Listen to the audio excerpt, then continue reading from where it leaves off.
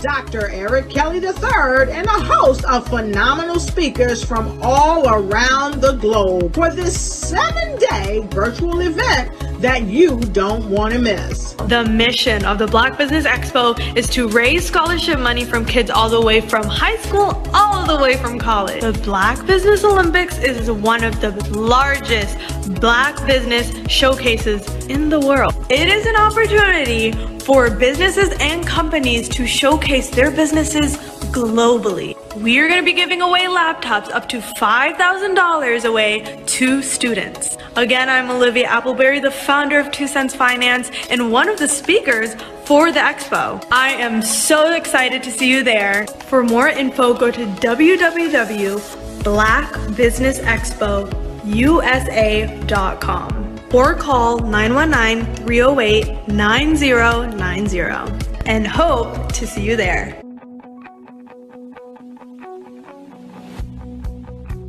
I am Black business.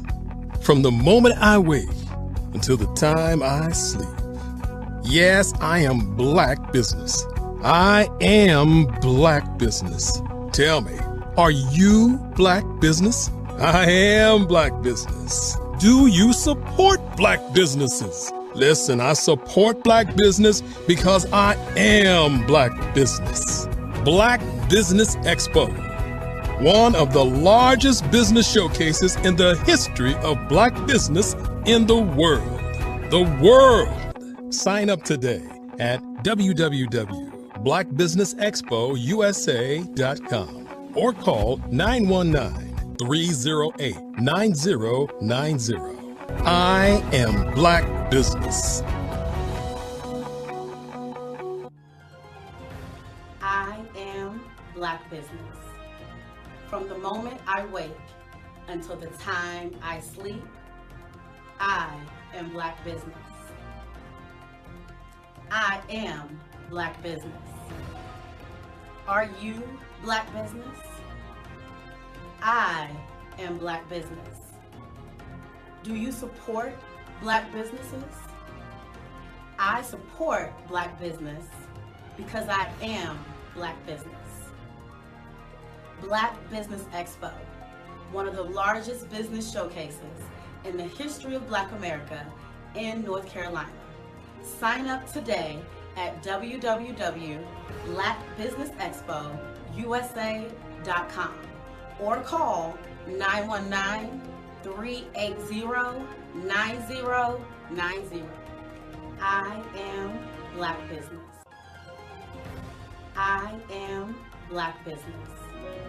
From the moment I wake until the time I sleep, I am Black business. I am Black business. Are you Black business? I am Black business. Do you support Black businesses? I support Black business because I am Black business.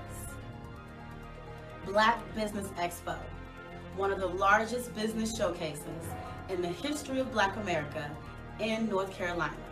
Sign up today at www.blackbusinessexpousa.com or call 919-380-9090. I am Black business.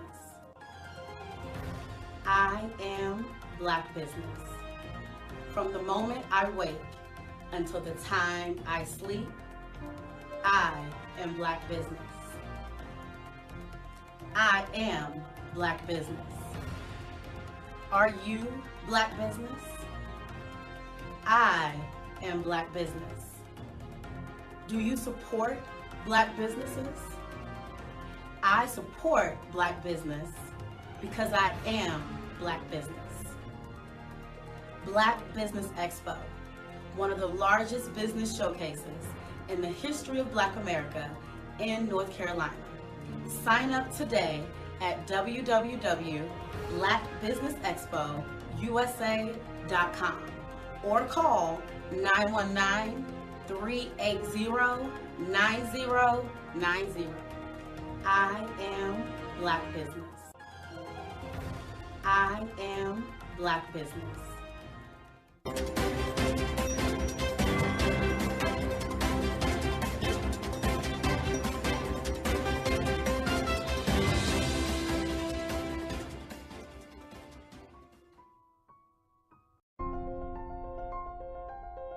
What if you could build your own city? A place where every child can find nurturing people to help them achieve their full potential. A place where every adult can access job training support. Where health education is abundant.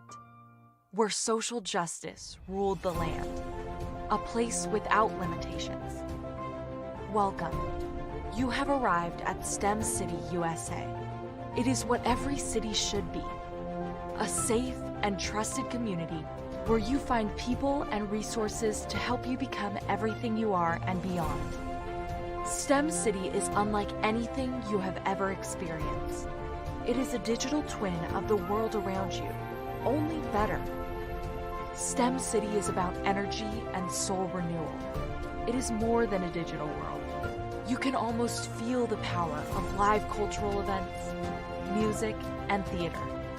STEM City promises a better future for children with caring mentors and hands-on activities with dedicated tutors to support our youth. STEM City is your passport to a healthy lifestyle with weekly events addressing our community's many issues. STEM City is your financial well-being with helpful information on wealth management, career advancement, job training, and so much more. STEM City is the community you deserve. It is the city where your dreams can come true.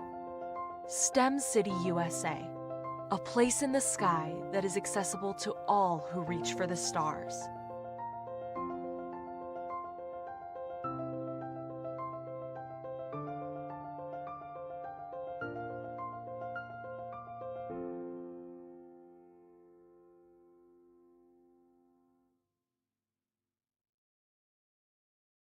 Are you a forward-thinking entrepreneur or business owner? The world is changing faster than ever, and it's time to pivot and adapt to the future. Hello LLC is here to help you do just that. Hello stands for helping enterprises leverage leading-edge optimizations. Our innovative solutions can streamline operations, reduce overhead costs, and give you a competitive edge in a market projected to reach $5 trillion by 2030. By pivoting to the metaverse, businesses can tap into a rapidly growing market that is projected to be a significant part of daily life for 25% of Americans by 2026. As a full digital metaverse agency, the Hello LLC can help you create custom solutions to streamline operations, increase productivity, reduce costs, and drive brand recognition. Why should you pivot to the metaverse with the Hello LLC? By leveraging cutting-edge technology, you can provide immersive experiences for your customers, expand your global reach, and unlock new revenue streams. Contact us today to make the pivot.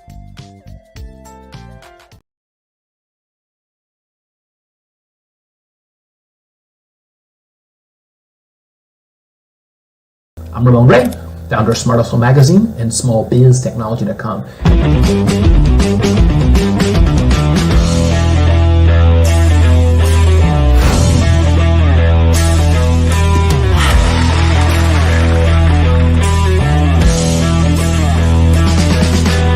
You're here today to celebrate small business success.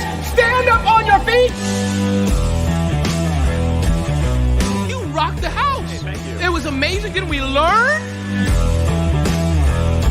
me, success comes from failure. One thing not to do is shake somebody's hand like this.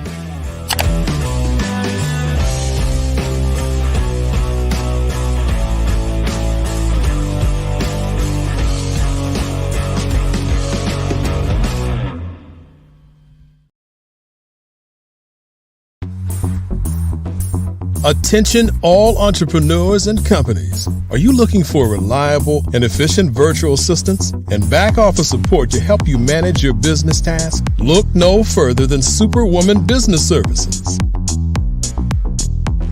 Our team of virtual assistants provides a full range of administrative support services, including operations management, social media marketing, and much more.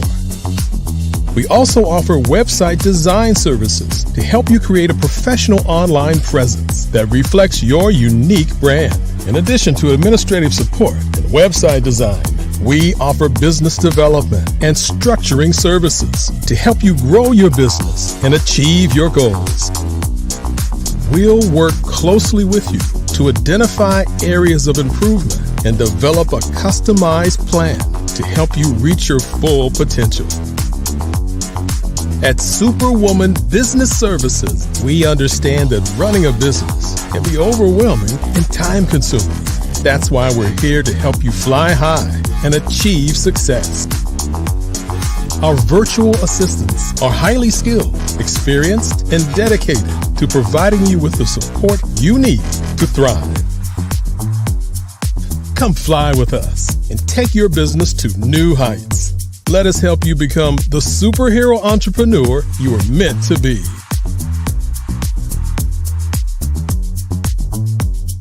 Contact Superwoman Business Services today to learn more about our back office support services. Come fly with us and take your business to new heights. I was born in a little village on the island of Haiti. Many deadly diseases pounded me. It is as if they were on a mission to end my existence on this earth. I refused to give up. In 1983, I left Haiti and came to the United States of America. And I came with $5, 2 shirts. I didn't speak any English. I came to Atlanta. I got a job. I was a doorman. I was a doorman with a dream. What I used to come on stage. I'd rehearse this moment that I'm standing in front of you. That's the power of a dream. Maybe today is the day you begin acting as if you already have it. And then step out with full force. Take a risk. No condition is permanent. Don't let your situation distract you. You are chosen. You are called. You are born for a purpose in this life.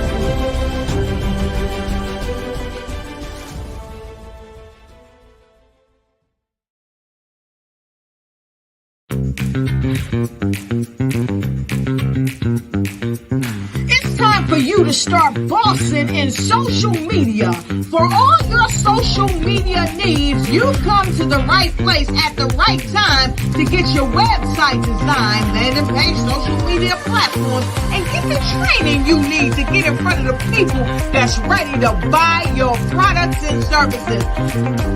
Let me train you with StreamYard, Zoom, Clubhouse, and much more. And let me help you get your virtual professionals, not assistants, because assistants can only assist you, but the virtual professionals can give you that professional flavor that you need to expand your reach and increase your revenue. Jump on in and get in where you fit in and start boxing today.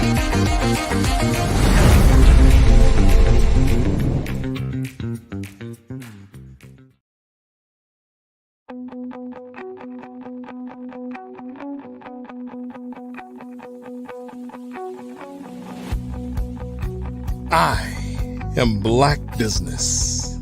From the moment I wake until the time I sleep. Yes, I am Black business. I am Black business.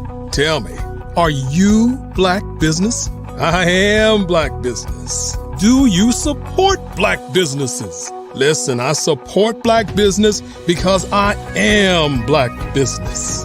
Black Business Expo, one of the largest business showcases in the history of Black business in the world. The world!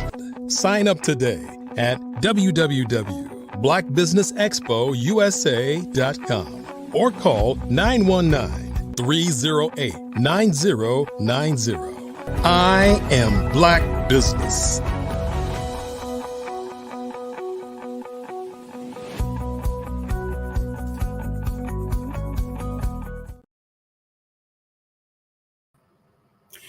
Good afternoon and welcome.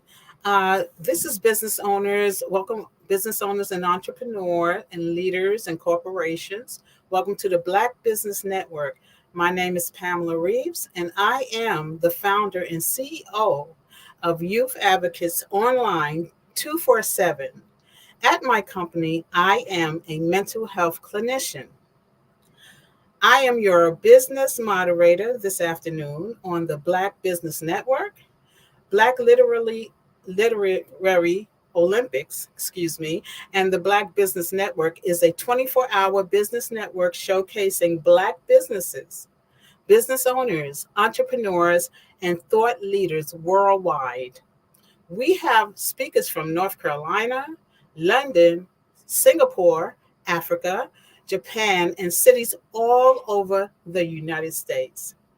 The Black Business Network is a global community sharing its business knowledge to empower, to inspire, and educate businesses about business.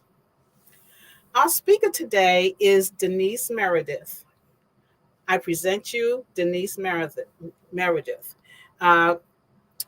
Shortly, according to her information, she is an outgoing business advisor who looks to help business owners reach their goals.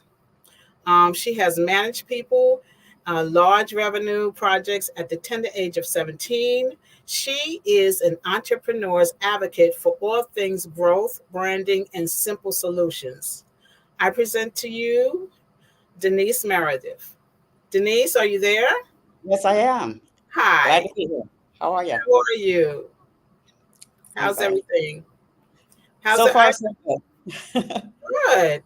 Okay. So, what exactly is your, are you selling books right now? What exactly are you doing? I guess I'm doing so many different things. Yes, I have a book, Thoughts While Chillin', is no G on the end. Thoughts While Chillin' is it's a book about my life, actually, my career.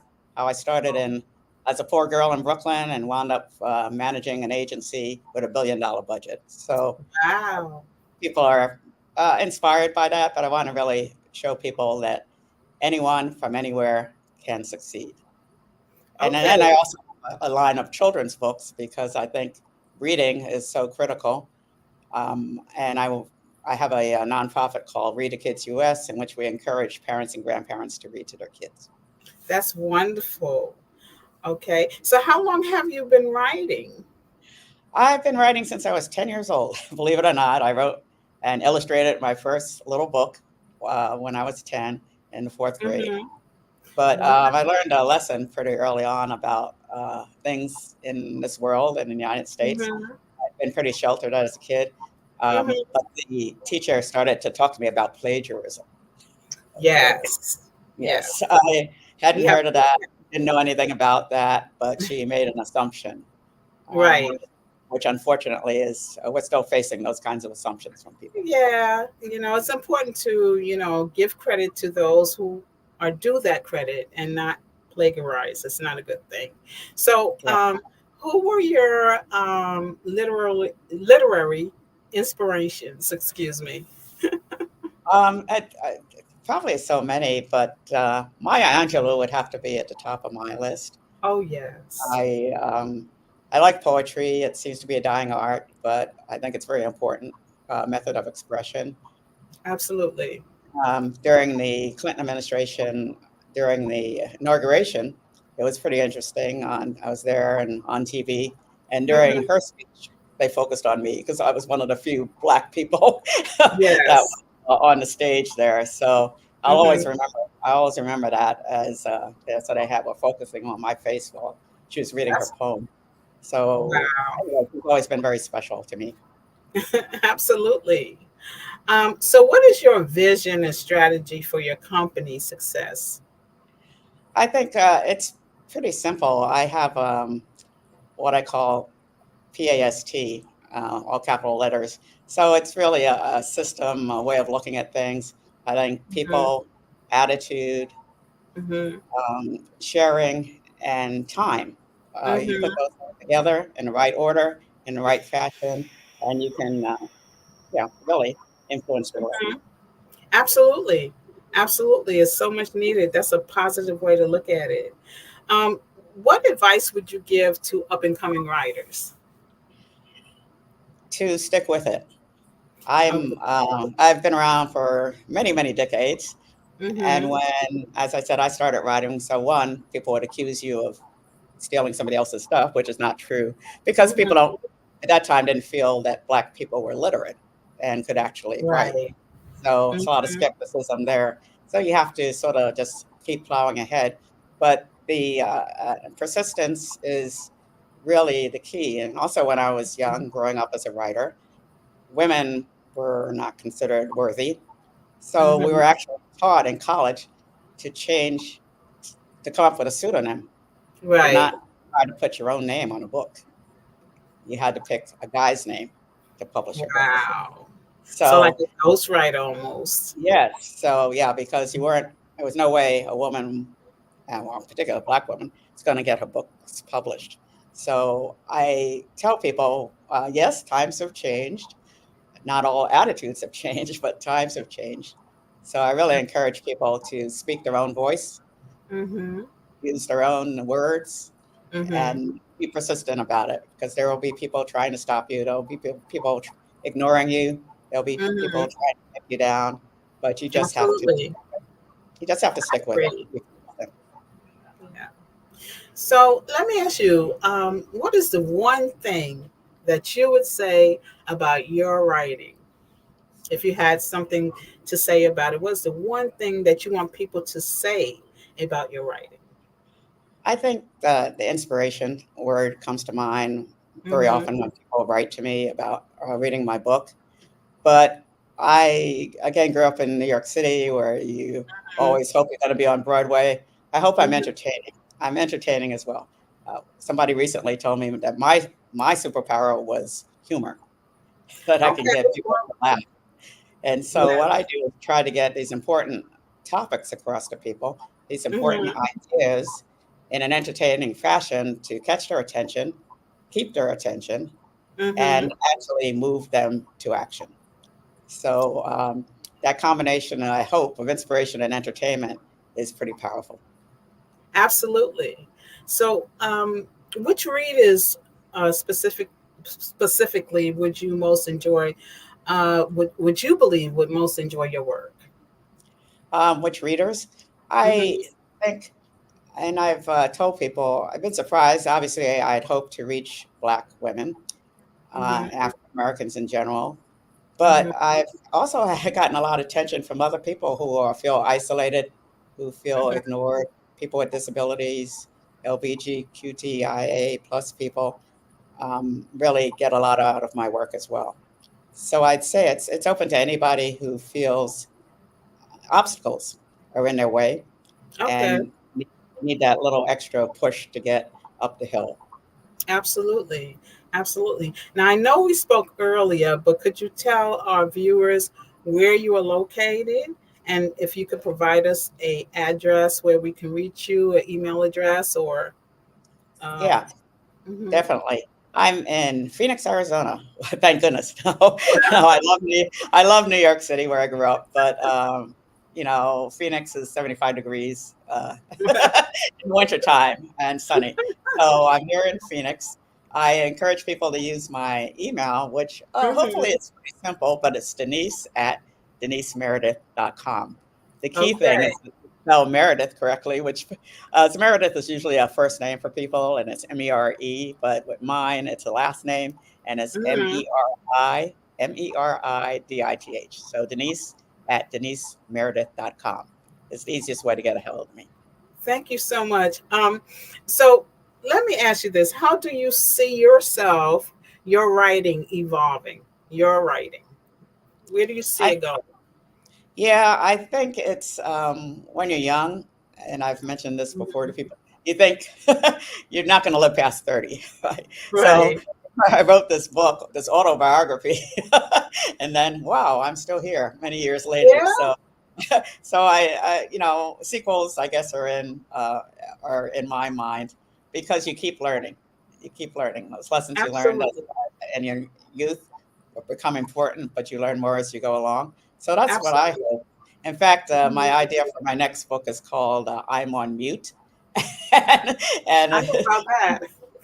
So I'm going to use that because it's such a common phrase. Yes. Really, I think people are trying to put people on mute.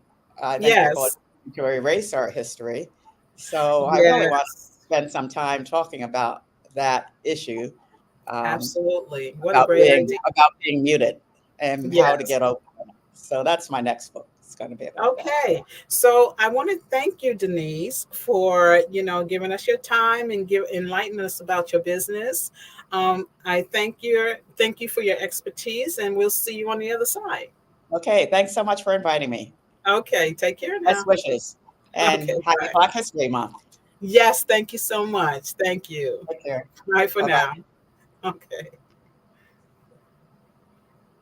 Art to me is a creative expression of something from nothing.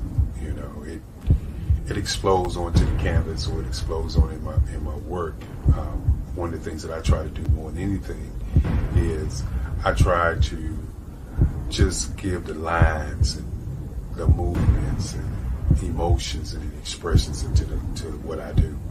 Art really means to me a chance to express how I feel deep down inside. Most of my art begins as a thought that I might have, whether it's sports, whether it's history, whether it's a woman or a man. It pretty much starts as an idea of thought before I get into the actual image of what I'm going to draw. I do a lot of historical pieces. I was a history minor in college, and I love to do history pieces. And a lot of times I'm thinking about history, and then I try to make that history impact you as you look at it. That's one of the reasons I do pictures so large. People ask me, why do I do pictures so big? And I tell them, I want the piece to impact them as they're looking at it, to kind of dominate them, dominate their space. And most of my pieces I try to do off page. I don't try to do anything that's going to be in those four corners or in a square. And I want your imagination to be a part of the piece that you're looking at.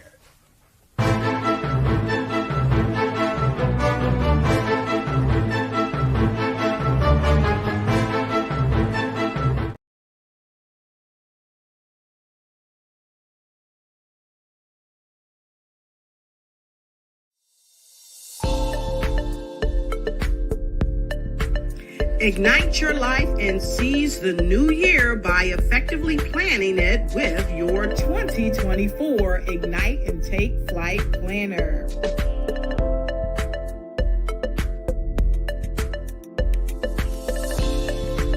It's time to navigate your success with strategic project management.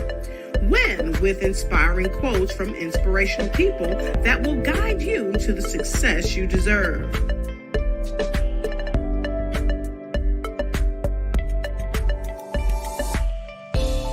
And don't forget to track your dollars, habits, empowering notes,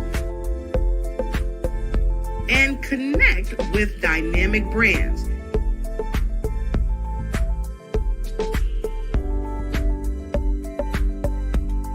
It's never too late to start planning your success. Get your copy now.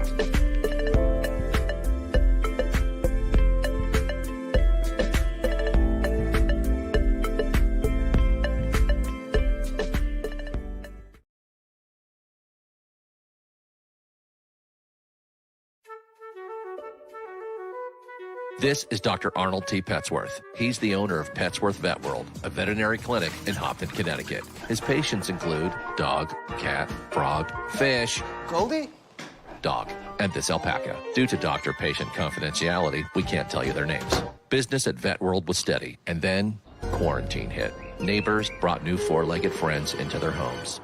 Bunnies. Bunnies everywhere. Dr. Petsworth welcomed these new patients with open arms. The only problem? There were more appointments than he could manage.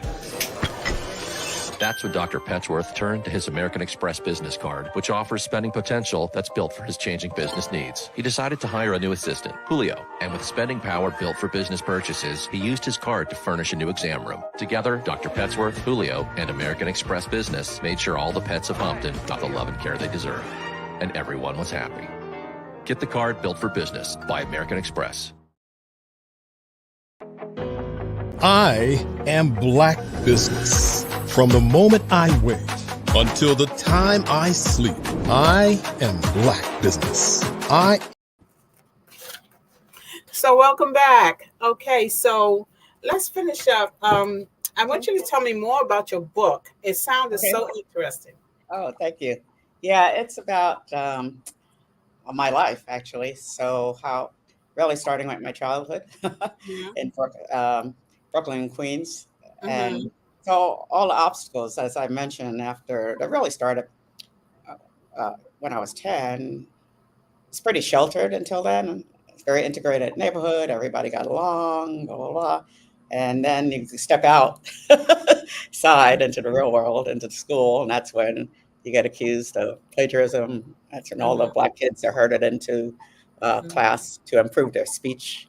That's when, you start to recognize the real world. So after that, it was just hurdle after hurdle.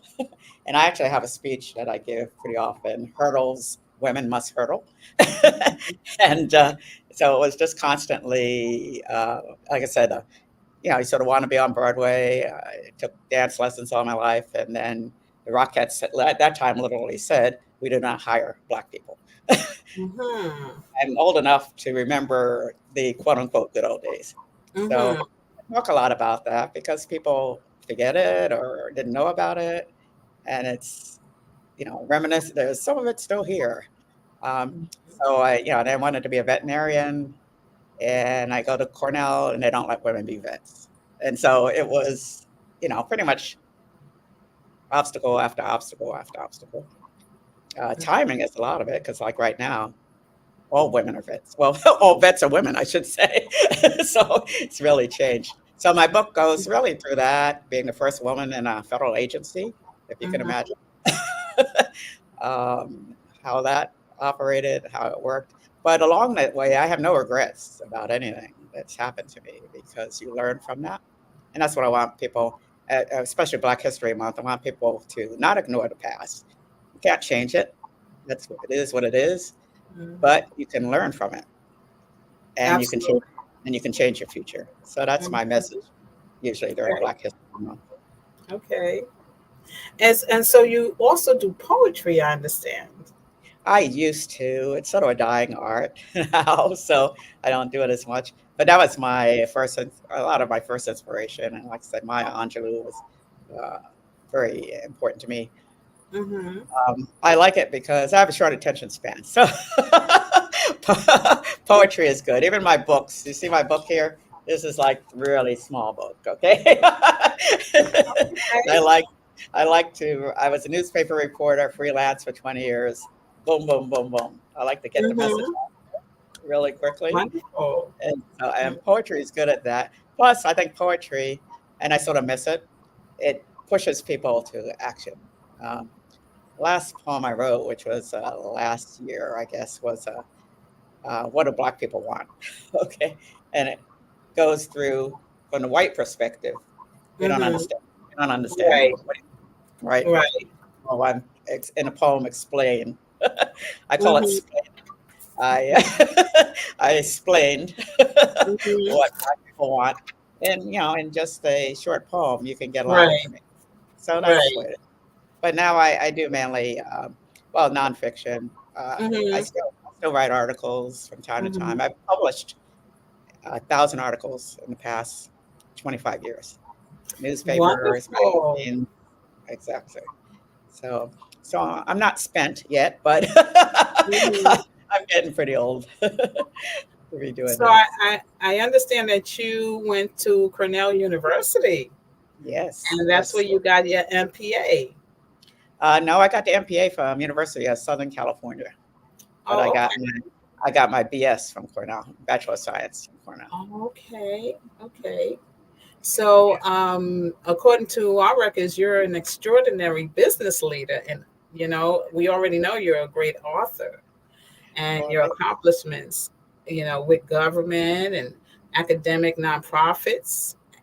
Tell us about your experience working with nonprofits and for-profit sectors. Yeah.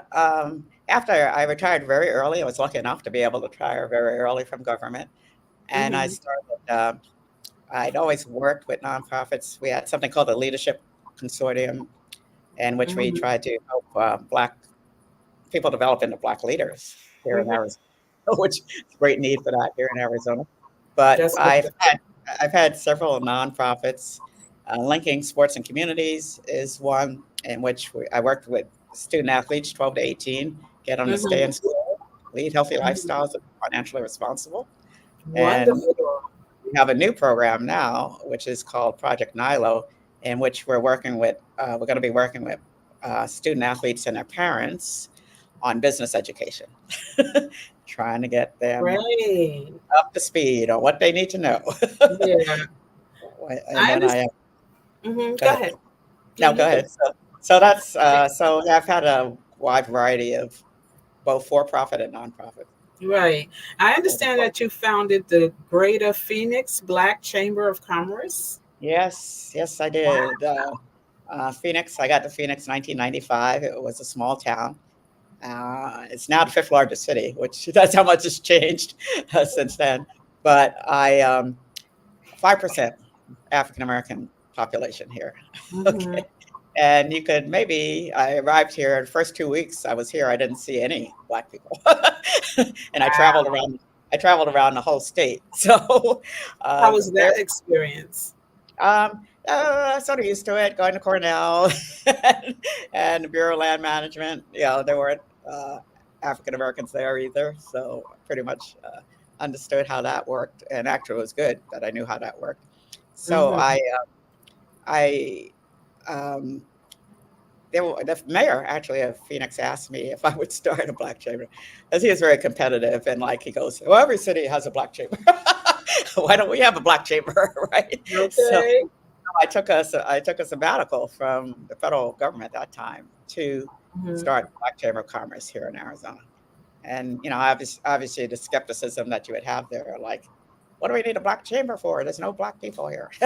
But they are here. Yes, they are here, and there are Black businesses, and I got it started for them. And I guess it's still around this many years. I started in 1998. Oh, wonderful. So I think that's great. Okay, and you also were a journalist at the Phoenix Business Journal. How was that? How was that work out for you? That was one of the high points of my literary career. For 10 years, I was a columnist for the Business Journal. So I focused on Black and women and small-owned businesses. Business Journal, in general, is about big corporations and those types of things, and businesses learning. And so I was pretty much a lone voice, probably almost nationwide, with the Business Journal as far as focusing on those three groups: small business, women, and people of color. So I had a monthly column on, and I'm a good news reporter. Some people would run away when I heard I was a reporter, but I like to focus on people who are doing the right thing and succeeding. Those are the lessons that I put out. So I was a good news reporter, and we really focused on a lot of giving visibility. Visibility is what's lacking with Black businesses. So I was born in a little village on the island of Haiti. Many deadly diseases pounded me. It is as if they were on a mission to end my existence on this earth. I refused to give up. In 1983, I left Haiti and came to the United States of America. And I came with $5, 2 shirts. I didn't speak any English. I came to Atlanta. I got a job. I was a doorman. I was a doorman with a dream. What I used to come on stage. I'd rehearse this moment that I'm standing in front of you. That's the power of a dream. Maybe today is the day you begin acting as if you already have it. And then step out with full force. Take a risk. No condition is permanent. Don't let your situation distract you. You are chosen. You are called. You are born for a purpose in this life.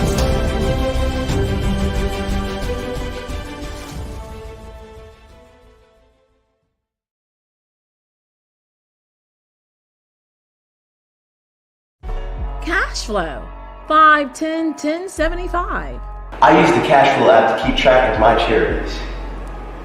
Cash flow 5, 10, 10, 75 helps you manage expenses, helps keep track of charitable giving, helps you save your money.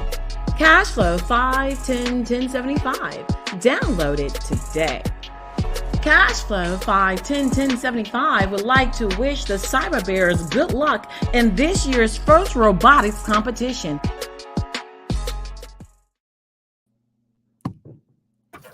Hey, welcome back.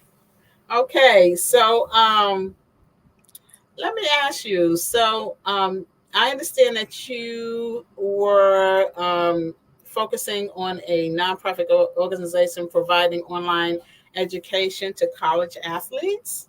Mm-hmm. Yes. Wow. Yeah. What was that about? It's called Project Nilo. Oh. When the NCAA changed the rules a couple of years ago and said that students can make money now, which they should have been all along, make money and for what they do in college. But there were no regs or policies. They just threw it out there. And I was very concerned that young people were going to get taken advantage of. And so my group is called World's Best Connectors, and it's just a group of CEOs who get into good trouble together. So we developed it's going to be an online program. It's open to any student, any athlete, any sport, in any school. And it's just a series of classes to teach them how to brand themselves, how to set up an LLC or a foundation, who they need on their team, how to write a business plan, how to present a business plan. Just give them those basics. And at the end of our program, we're going to make sure that they have a business license in hand. Okay, so how do they get in touch with Nilo? The easiest way is to write to me. So it's Denise at projectnilo, NILO.com. And go to the website. It's pretty easy. It's projectnilo, NILO.com. And you can read about the program there. But it's going to be starting up next month. So we're pretty excited about it. So let me ask you, what is your vision in terms of when we talk about a new generation of business leaders who can run family businesses and employ people in their communities after they graduate? What is your vision? Yeah, that's really my goal. My rest of my life pretty much devoted to that. We've wasted so much talent through the generations. Because athletes, you think about them, they're usually pretty charismatic. They have discipline. They have to have it. They are leaders in a lot of cases. And if they can't run down the field anymore, we throw them away. So why don't we capture that talent, nurture that talent? And right now, NCAA in sports, 450,000 students in those programs, only 2% are going to go pro. Right. At least 98% that need to have something else to do. And what I want to do is prepare them for that something else. It can be in sports. They can be a writer. They can be a broadcaster, or a lot of different things. Or they can not be in sports. If they want to start an art gallery, we'll help them start an art gallery. Just so that when they graduate, they can go back to their community with something. Lots Right. of times I say I feel I want to help students go back with something more than their picture in the yearbook. I want them to have something in hand that is going to help a lot of other people. Absolutely. I think that's a great vision. I love your vision. So is there anything else you would like to add, share with us? Yeah, I would just say to people, hang in there. It's Black History Month. One thing I discovered, I used to read about Black history and go to lectures, and now I am Black history. So what I say is you're making history as we go along. So Absolutely. be sure you stay honest, stick to your values, be accountable, not blaming everybody else. Take accountability yourself. Hang in there. That's my biggest thing. It's hurdles, constantly hurdles. People hire me to give my speech, Hurdles Women Must Hurdle. I gave that speech first in 1985. It's the same speech today, unfortunately. So People is there can. anything else you would like to share about your book? Anything? Thoughts while chilling. It's my autobiography. When you're young, you think you're not going to live that long, so I wrote my autobiography when I was 40 or something, and now I'm still here. But anyway, I encourage people to read that because it just gives little hints about how to overcome some of these blocks that were put in your way. I was told I couldn't be on Broadway because Rockettes don't hire Black people. I couldn't be a vet because women couldn't be vets. All along the way, I became the first woman that was hired by the Bureau of Land Management, a federal agency, which I was the first. I guess every woman before that had been told you're not going to be in this agency. I got rejections from Park Service, Fish and Wildlife Service, and a lot of agencies who at that time could say, we don't hire women. Those are the letters I got back at those days. We don't hire women. Bureau of Land Management took a chance on me, obviously. 29-year career. And I wound up being the top career employee in that agency in the Clinton administration.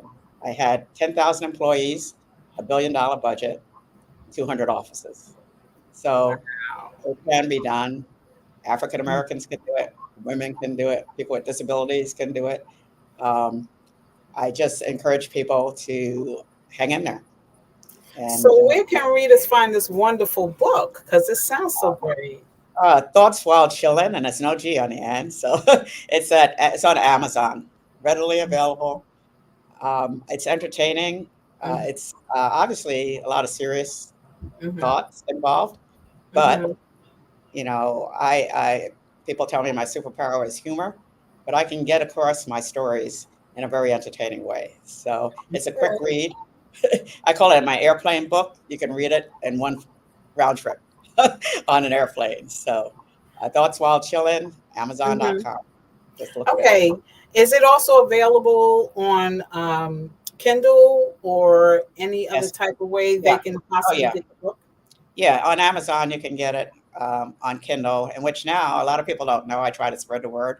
It's not, you don't need a Kindle machine anymore. You can download it to your phone or your laptop or anything else. So yeah, Amazon.com, Thoughts While Chillin'. And I have my sequel book in there as well, The Year a Roof Rat ate my dishwasher. Again, it sounds funny, but that's part of the hurdles. It's not funny, but it sounds funny. Absolutely. We're living in Arizona. We have very unusual problems here. Roof rats being one of them. So I use that metaphor to talk about what you have to overcome in business. Sometimes it's not what you think. Right. Absolutely. I mean, these things happen. Anything else you want to share about your book or anything? Yeah, I just want to thank everybody for listening. Get involved. Tell your story. That's why I'm very excited about what's going on this week with this program. The people think they can't write a book because Black people were not published. Women were not published. When I was growing up, they said you had to change your name to a man's name or else you weren't going to get your book published. Okay, it's a new world. Amazon and all these other systems that you can use to print and publish your own books, do it. There are people trying to erase our history. We need to keep making it. And once again, how can readers connect with you? Once again, please tell us. Okay, it's Denise, DENISE, at DeniseMeredith.com. So it's Meredith, you have to spell it right. I say people remember it's two I's. So it's MERIDITH. And that's also my website, DeniseMeredith.com. So look me up. Okay, wonderful. Thank you so much for coming today. I'm sure a lot of people, I want to buy your book. I'm definitely buying your book. Thank you. Okay, it sounds really interesting, and I can relate to so much of based on what you gave us as far as the summary.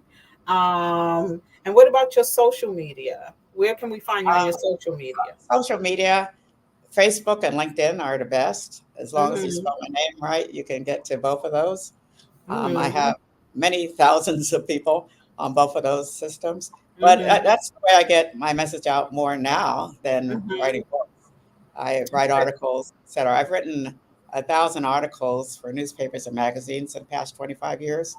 I'd like to keep Wow. doing that. So I'd like to keep doing that. We're So, so lucky to have you. well, thank Yes. you. I appreciate it. Mhm. Thanks for inviting me Okay. today. Thank you so much. I appreciate you. And, we'll see you on the other side. Yeah, please do. Take care, everyone. Okay. Bye. And thank you. That was a very nice interview with Denise Meredith. Okay, so the Black Business Expo's mission is to raise funds for high school seniors going to college or K through 12 entrepreneurs. This expo is a fundraiser for students. You may go to find out more. You may go to www.blackbusinessexpousa.com to donate to the scholarship fund or use the Cash App, which is and Cash App, and that's on the screen below. And you would use the dollar sign BBXUSA. And let me say that our goal is to give laptops and up to $5,000 to 10 students. Students can register for this online opportunity at www.blackbusiness, all in caps, blackbusinessexpousa.com. And let me say that every dollar counts. So we want you and we want to remind you to donate to the scholarship fund. We have to thank our Black Business Expo USA sponsors for February 2024. So we're going to thank NC 100, Moody Capital Partners, Suede Soul, Lotus Riche, Coaching and Training, California Virginia Minority Supplier Development Council, STEP Management, BH5 and Associates, Margie McLean Foundation Incorporated, Five Star Boom Media, Hello LLC, Genius is Common, Earth Essentials, Marlene Stan Sherry, I'm sorry, Marlene Sherry Global, Executive Women's Success Institute, the Quality Coaching Company, Superwoman Business Services, Creative Force Studios, Use Entertainment, Lee Entertainment, Artistic App Design. And so I want to thank you for coming today. I'll see you on the other side. Take care. Bye bye, everyone. See and hear from you soon. Hello, my name is Kiasi Helm and I'm 14 years old. I think my genius would probably have to be setting goals and achieving them. I say this because ever since I was young, I always wanted to be an author, and at age 11, I ended up achieving this. But not only did I end up becoming an author, I ended up becoming a public speaker, a publisher, a business owner, all these great things. The name of my business is Written by Kids Publishing Company. I decided to start this company because I thought it was important for me to help kids my age express themselves through literacy and just achieve their own goals. Because to me, achieving goals is the best thing in the world to feel. It's you just achieving things and aspirations that you set for yourself. And I know that everybody is capable of this, because even if you don't end up achieving the goal, you still tried your best, and that's the most important thing. And everybody is capable of this because genius is common. Thank you.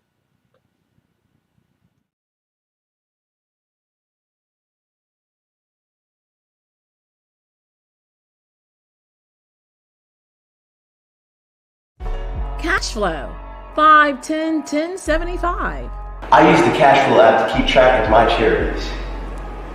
Cash flow, 5, 10, 10, 75 helps you manage expenses, helps keep track of charitable giving, helps you save your money. Cash flow, 5, 10, 10, 75. Download it today. Cashflow 5101075 would like to wish the Cyber Bears good luck in this year's first robotics competition.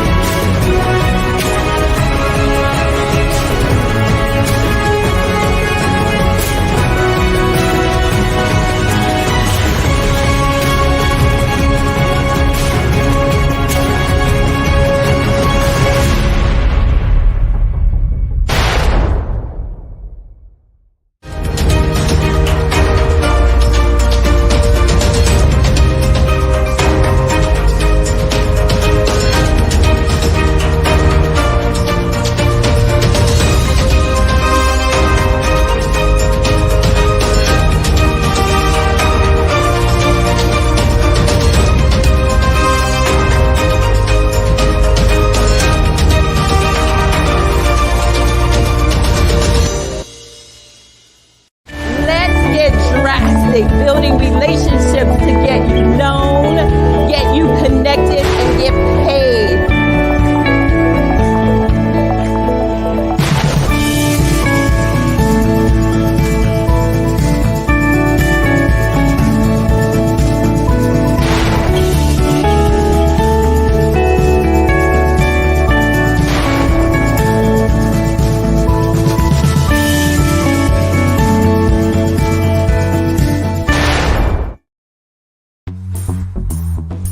Attention all entrepreneurs and companies. Are you looking for reliable and efficient virtual assistants and back office support to help you manage your business tasks? Look no further than Superwoman Business Services. Our team of virtual assistants provides a full range of administrative support services, including operations management, social media marketing, and much more. We also offer website design services to help you create a professional online presence that reflects your unique brand. In addition to administrative support and website design, we offer business development and structuring services to help you grow your business and achieve your goals. We'll work closely with you to identify areas of improvement and develop a customized plan to help you reach your full potential. At Superwoman Business Services, we understand that running a business can be overwhelming and time-consuming. That's why we're here to help you fly high and achieve success. Our virtual assistants are highly skilled, experienced, and dedicated to providing you with the support you need to thrive. Come fly with us and take your business to new heights. Let us help you become the superhero entrepreneur you are meant to be.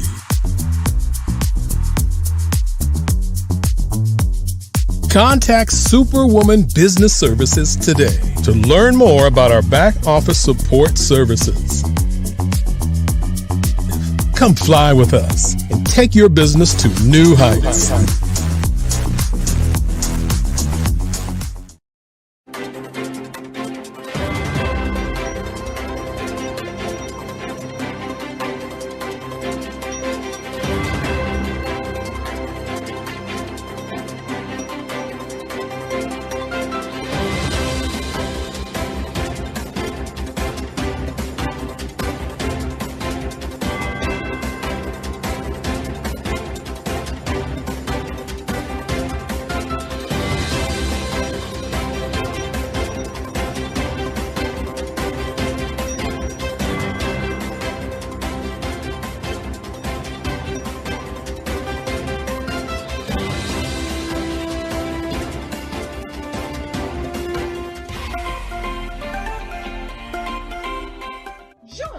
Dr. Eric Kelly III and a host of phenomenal speakers from all around the globe for this 7-day virtual event that you don't want to miss. The mission of the Black Business Expo is to raise scholarship money from kids all the way from high school, all the way from college. The Black Business Olympics is one of the largest Black business showcases in the world. It is an opportunity for businesses and companies to showcase their businesses globally. We are going to be giving away laptops up to $5,000 away to students. Again, I'm Olivia Appleberry, the founder of 2 Cents Finance and one of the speakers for the expo. I am so excited to see you there. For more info, go to www.blackbusinessexpousa.com or call 919-308-9090 and hope to see you there.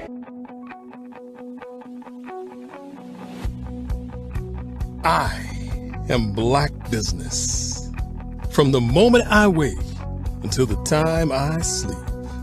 Yes, I am Black business. I am Black business.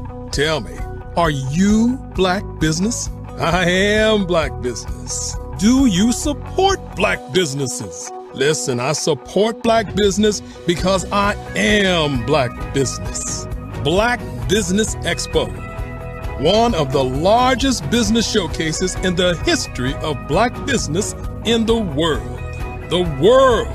Sign up today at www.blackbusinessexpousa.com or call 919-308-9090.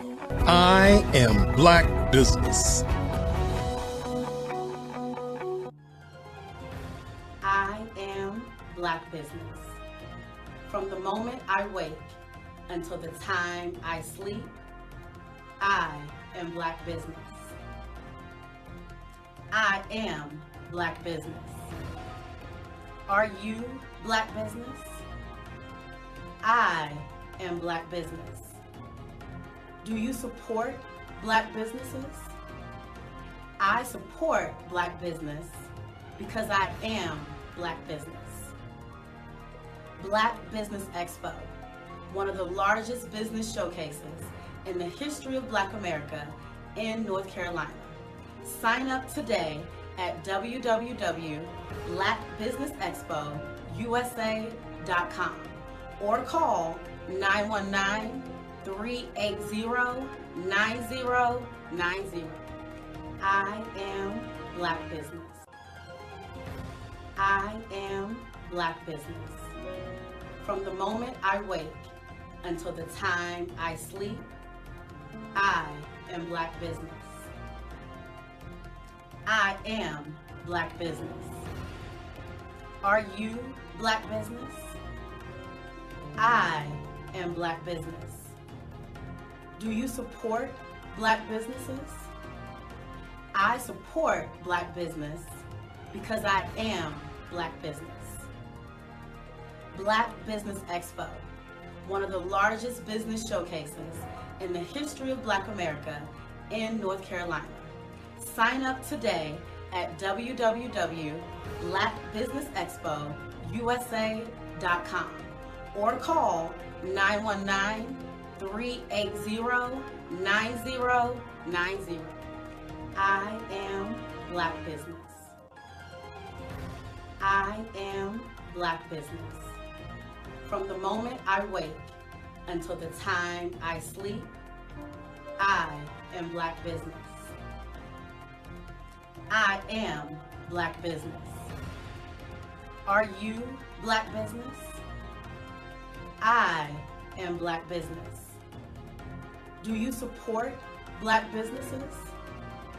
I support Black business because I am Black business. Black Business Expo, one of the largest business showcases in the history of Black America in North Carolina. Sign up today at www.blackbusinessexpousa.com or call 919-380-9090. I am Black business. I am Black business.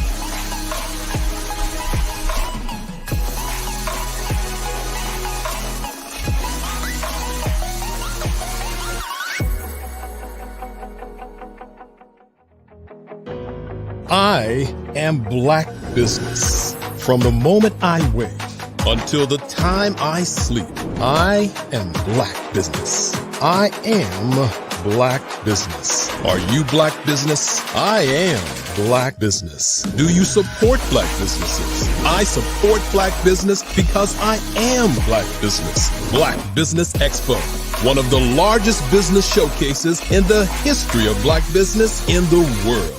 Sign up today at www.blackbusinessexpousa.com or call 919-308-9090.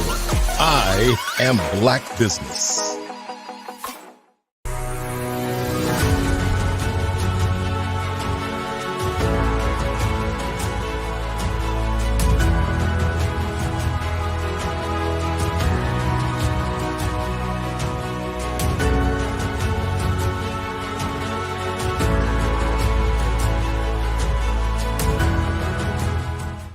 The Black Business Expo's mission is to raise funds for high school seniors going to college or K through 12 entrepreneurs.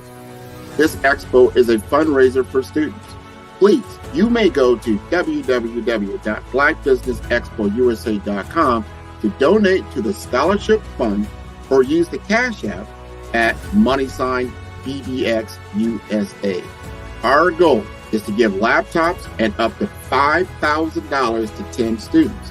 Students can register online at www.blackbusinessexpousa.com. Every dollar counts. Please donate to the Black Business Expo USA Scholarship Fund.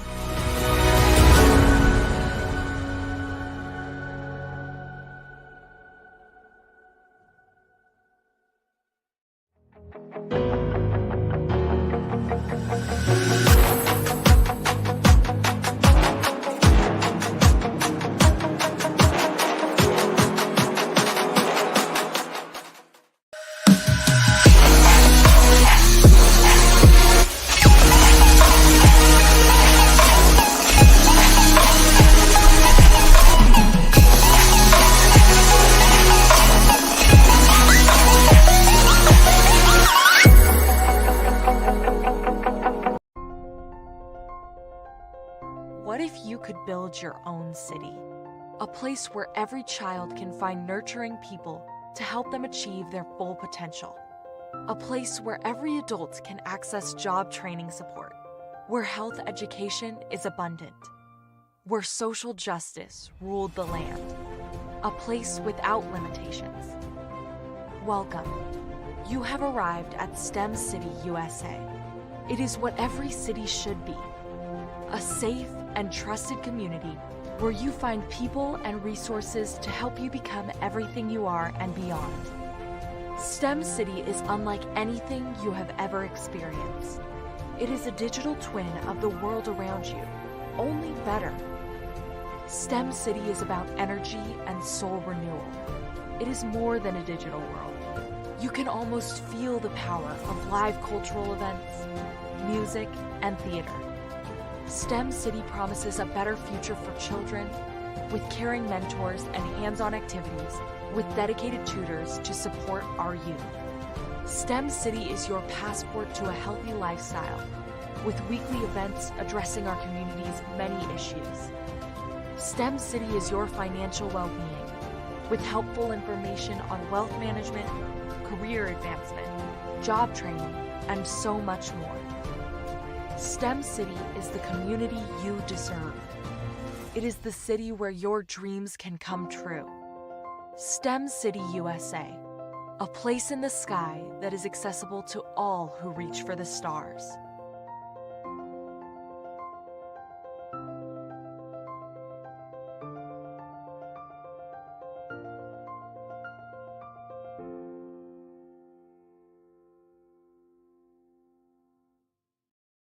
Ladies and gentlemen, and fellow professionals, please allow me to introduce myself. I am David Jones, the co-founder and CEO of the Hello LLC, where I am passionately dedicated to guiding individuals and businesses toward their own return on time investment.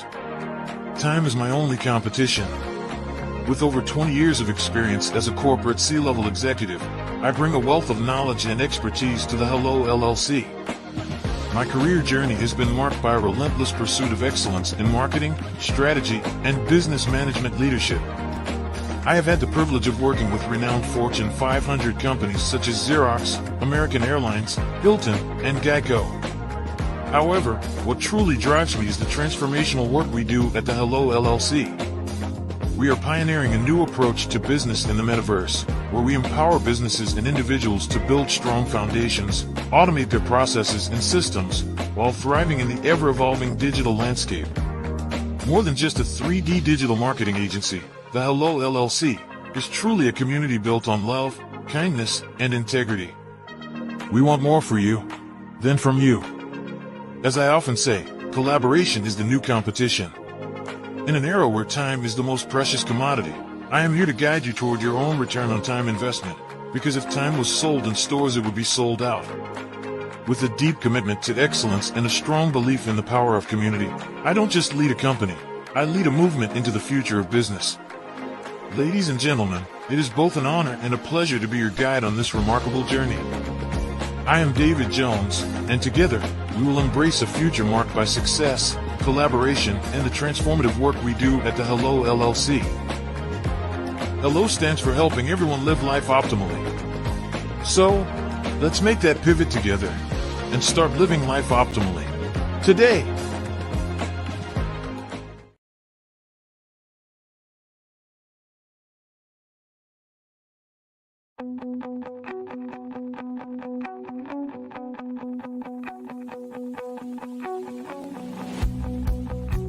I am Black business. From the moment I wake until the time I sleep. Yes, I am Black business. I am Black business. Tell me, are you Black business? I am Black business. Do you support Black businesses? Listen, I support Black business because I am Black business.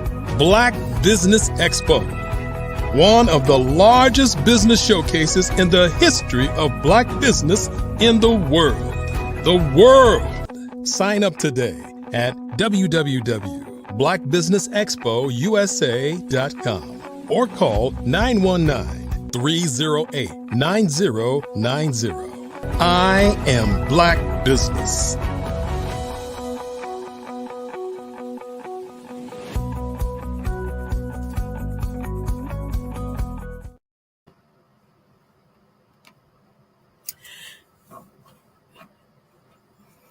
Hello, I want to introduce to you Dominique Damo Jones. You are in the right place at the right time. the Black Business Network opens again for its Black Business Olympics, a 24/7 broadcast on business, strategies, global branding, social media marketing, finance, advertisement, and much, much more. Featuring the top, most powerful entrepreneurs and speakers and thought leaders from all around the world as they gather together for this phenomenal event. Join the Black Business Network streaming live into the metaverse, STEM City, USA, Black Multiverse, Pod TV, Roku, Hulu, iHeartRadio, Apple TV, YouTube, TikTok, Instagram, Google Podcasts, Facebook, LinkedIn, IBM TV, Spotify, and Twitch. Tune in today and be a part of this amazing movement. The Black Business Olympics welcomes you.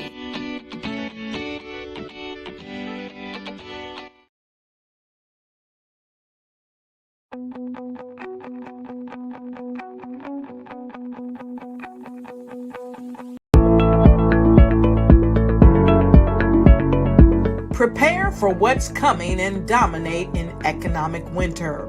Stand strong and thrive by showcasing your great products and services globally through the Black Business Network and Black Business Olympics. The Black Business Network has showcased over 2,000 companies with over $7 billion in sales each year. Over 10 million attendees have viewed the rebroadcast each month.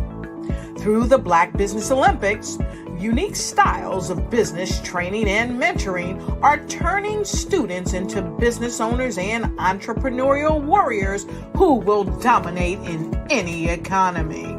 Gain the ultimate advantage of the Black Business Olympics, 7 days of unbelievable topics and speakers speaking around the globe. Donate your time and experience to provide expertise and scholarships to students worldwide and change the world. Now, more than ever, new insights, tools, strategies, and capabilities are needed. This is your chance for a major presentation to the world. Fill out the form and join the more than 2,000 speakers who have presented to over 200 countries. Join the Black Business Network streaming live into the metaverse, STEM City, Black Multiverse Enterprises, Hulu, Amazon, YouTube, iHeartRadio, Apple, Facebook, LinkedIn, Pod TV, IBM TV, Spotify, and Google Podcasts. Sign up today. Spaces are limited, and we will see you there.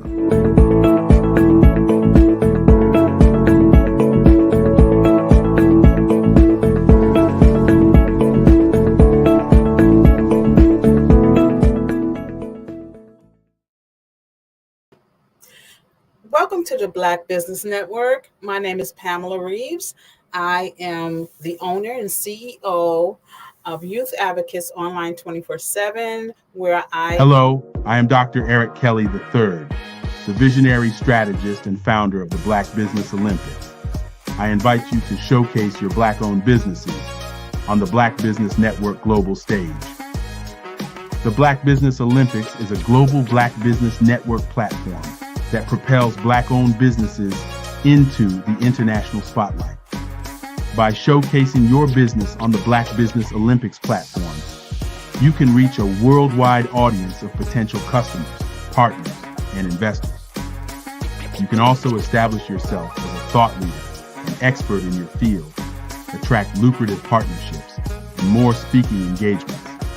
In addition, the Black Business Olympics platform provides a valuable opportunity to connect and collaborate with like-minded entrepreneurs and business professionals from around the world. This can lead to new business opportunities, ideas, and relationships. Finally, by sharing your story and expertise on the Black Business Olympics platform, you can inspire and empower others. This is a powerful way to make a positive impact on the world and leave a lasting legacy. If you are a Black-owned business owner, I encourage you to seize the opportunity to showcase your business on the Black Business Olympics platform. It is a once-in-a-lifetime opportunity to make an indelible mark on the world. Be one of the 1,000 visionary entrepreneurs who are changing students' lives, shaping industries, and leaving an unforgettable legacy for their families. Unleash your voice on our global stage and watch your business thrive. Black Business Olympics is one of the largest Black business showcases in the history of Black business in the world. Yes, the entire world. Just give me a call today at 919-308-9090.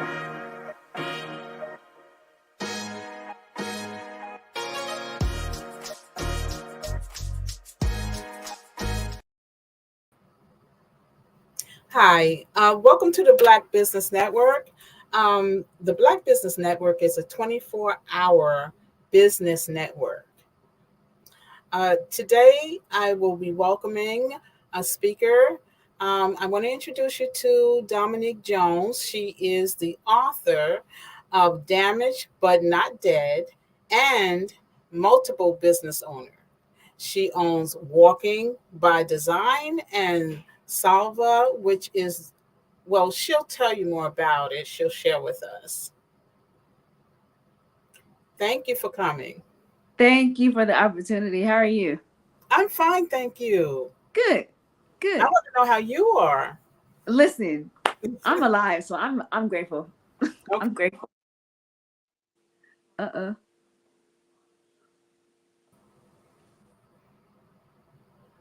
Tell us about your book. And yes, sure. So my first book that I've written was called Damaged But Not Dead. And that actually took me 8 years to write because I felt like I didn't have nothing to talk about. So after my grandfather passed, he kind of shared like, yo, you need to write your book. Like, you need to write your book about your story. You need to write your book about your life. So I did just that. And Damaged But Not Dead is basically a timeline story of my life, my journey. I've dealt with a lot of medical conditions, and that I wanted everyone to know my side of what it's like to deal with disability and medical conditions. People always, hear from my parents, but I gave my perspective of what it is. So yeah, it's not the typical read like, and yesterday and tomorrow. No, it's like, yo, look, so here's the thing. Let me just break it down to you one time for the one time. It's how I talk. So it's pretty relatable. Like I'm holding a conversation with the homie or my friend. Yeah. Talk about my next book. Which book? I mean, because I can keep going, Okay, we're going to talk about my next book. So my next book is called Self-Talk, But You Can Eavesdrop Too. And that is a compilation of quotes, aspirations, and reminders of pretty much how to stay strong, how to realize that this is what you're going through is only for a season. It's not a lifetime. And I did that when I was going through my 6 years of chemo. It's not easy going through chemo for a few sessions. So imagine going through it for 6 years, 187 chemo treatments. So those were things that I kind of came up with as reminders, as affirmations. Also, this book is not, although I deal with medical conditions, the book is not about people that deal with medical conditions solely. It's about people that's dealing with things. So it's just a reminder, like, yo, you got this. Like, you strong. My next book is called Self-Talk. No, my next book is called, what's my next book called? My next book is called early one Sunday morning. And I wrote that because I am a pastor's kid. I'm a PK. But there's a twist though. I'm a PK times 2, meaning my biological father is a pastor and my stepfather is a pastor. But they're both pastors in 2 different denominations. So what does that look like for me as a child, as a pastor's kid, with a father in 1 denomination and a father in 2 denominations? What does that look like for me? It's a super fun experimental book because it gives you my perspective. It's not a tell-all. Let's put that out there right now. It is not a tell-all. I ain't telling nobody's business. I ain't telling the good, the bad, the ugly. I'm just telling you my perspective on what it's like being a pastor's kid with 2 fathers in 2 different denominations. That is literally the book. My next book is actually a coloring book. It's called Don't Let the Disability Fool You. And it is a coloring book for children and adults because I like to color. That's why I made it. It's a book of different pictures and different scenes and scenarios of people that have disabilities and or medical conditions living their best life. Activities. So it could be, example, one picture could be a person or a gentleman with a wheelchair, but they're playing basketball. It's stuff like that. Some person that has a prosthetic leg, but they're playing baseball or they're going to the movies. It's that. And the reason why I wrote that was because, or I created it, was because I want the kids to see that there's more to life than just what normal looks like. Like we here, and I'm speaking for someone that has a disability and medical condition. I don't want us to look like we're foreign, we're aliens. I want people that are children to grow up knowing that the world is very diverse and get comfortable saying different. That's it. Just get comfortable saying different. We're not strange. We're not none of that. Like just get comfortable seeing a diverse crowd and understand that we are people just like you. Point blank in the period. My last book is it's an ebook, and I actually just created probably like a month ago. So it's most recent. That book is called You're an Author Too. And I created that because as you guys know, don't we get it together? As you guys heard previously, I've written a lot of books, right? So I get a lot of people that ask me like, how in the world did you write this book? Like how do you write books in general? And personally, I self-published all my books for the experience. I wanted to know what it's like. So I went through every step. I went through the good, the bad, the ugly, like every single step of the process, I went through it. So being that I have a little bit of knowledge of what that looks like to become an author and to become a self-published author, I wanted to give you my spiel and my journey on what I did to create a book and to become an author. So my book, it's an ebook, not a long, it's real simple steps, but it's to let people and to show people and to give guidance on how to write and become an author, to be your best self. You should be your best self. Yeah.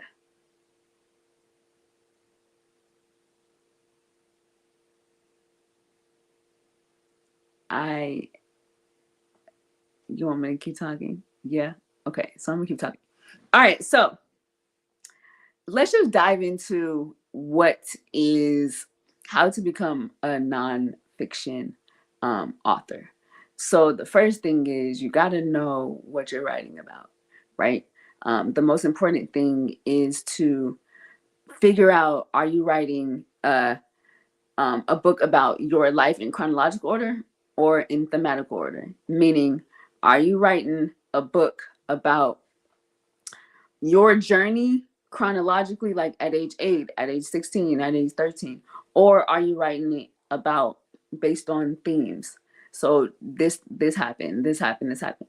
That's very important because you don't want to start writing a book and not knowing what you're writing about. That can't do that. So that is the very first journey. That's the very first topic of starting to write a book. Also, learning your audience. Who are you writing for? Some people write for children, so you have to talk so children can understand. Some people write for youth, so they got their own lingo, right? They have their own conversation, so you have to write for them. There's also people that write for adults. There's also people that write for people that are in a literary field, people that write for seniors. So you have to figure out what avenue you're going to write to, so you'll know, okay, this is the conversation, this is the dialogue that I need to project. Also, you definitely need to know if you're going to write to a community of people or a specific people or a specific group of people. Meaning, are you going to write to whoever can grab onto this information, or are you going to write to what's called a niche, a specific group of people? Example, my book, let's say 2 of my books, Don't Let the Disability Fool You, and my coloring book, are specifically for people that have disabilities and or medical conditions, because the whole story, the whole line of my book is about my journey through a medical condition, right? So my next book, Self-Talk But You Could Eavesdrop Too, that book is for people that want to overcome, or people that are dealing with things, people that need strength or reminders or affirmations. So that's specifically for that group of people. My other book, my other book, You're an Author Too, is specifically for people that want to become authors, that are aspiring authors, people that want to self-publish a book. My last book is Early One Sunday Morning. That's specifically for people that are in the religious background, religious field, because they understand. They get it. They understand. They're like, okay, yeah, we can relate, right? So you definitely have to know who your audience is, because you don't want to write a book and you don't know who to target. That's the worst. It's almost like your labor is in vain, and you definitely don't want that. You want to make sure you know who your audience is, who you're targeting, so you can specifically go to them. You don't want to just be sporadic and just, okay, here we go. No, you want to make sure, because you want your book, you want your voice to be heard. That's the whole point of writing a book. You want your voice to be heard, right? The next thing, and the last thing I think that is most important, is being authentic. That is so important with writing a nonfiction book. People don't want to know what you're talking about. They want to know what you've been through, right? So if you can be as authentic as possible, that will grab the reader. You don't want to write a basic novel or a basic book, because you want to stand out, and you want to learn your own language. That's important. You want to learn your own language. And for me, example, I know the way I talk, and I know the way that I dialect my conversation. So I wanted my book to be formed into how I write. I didn't want to write like super analytical, super like precise. I didn't want to do that, because that's not a reflection of who I am. And people that see me know that I don't talk like that. I don't at all. So you got to be very authentic in how you want to write your book. And that also ties into who edits your book, because you want them to know how you are. You want them to vibe off you. You want them to bounce off you. So if you have a certain criteria If you have a certain, okay, I don't want to do that, I want to do that, they'll know just off top because they understand you and they understand your language. Last thing, this is the most important. Do not, and I want to repeat this because I want everyone to understand and hear me very clearly. Do not try to think or try to feel like you can write this book in 2 months and be good. And I'm speaking from experience. I felt like I wrote my book and I sent it to my mom, and my mom was like, girl, you missed about 8 years of your life. And I thought that I was doing so good. After that 8 years of not doing it, and I took about 3 months and I wrote it, and I was like, Domo, you did this. I don't care what nobody say. You did that. No, you didn't. You didn't even scratch the surface at that point. Take the time to really study and to really delve into writing your book. There's no rush. There's no rush. Timing is everything. And you don't want to put out just anything, because whatever you put out in the world, it's going to stick. Like, it's forever. So you want to make sure when you put out something, you put out your best self. And your best self takes time. You know, it's a molding thing. You definitely, that's most important, because I do get a lot of people that come to me that feel like they've completed a book because they've written for 2 months, 3 months, and they think, okay, I'm ready to publish it.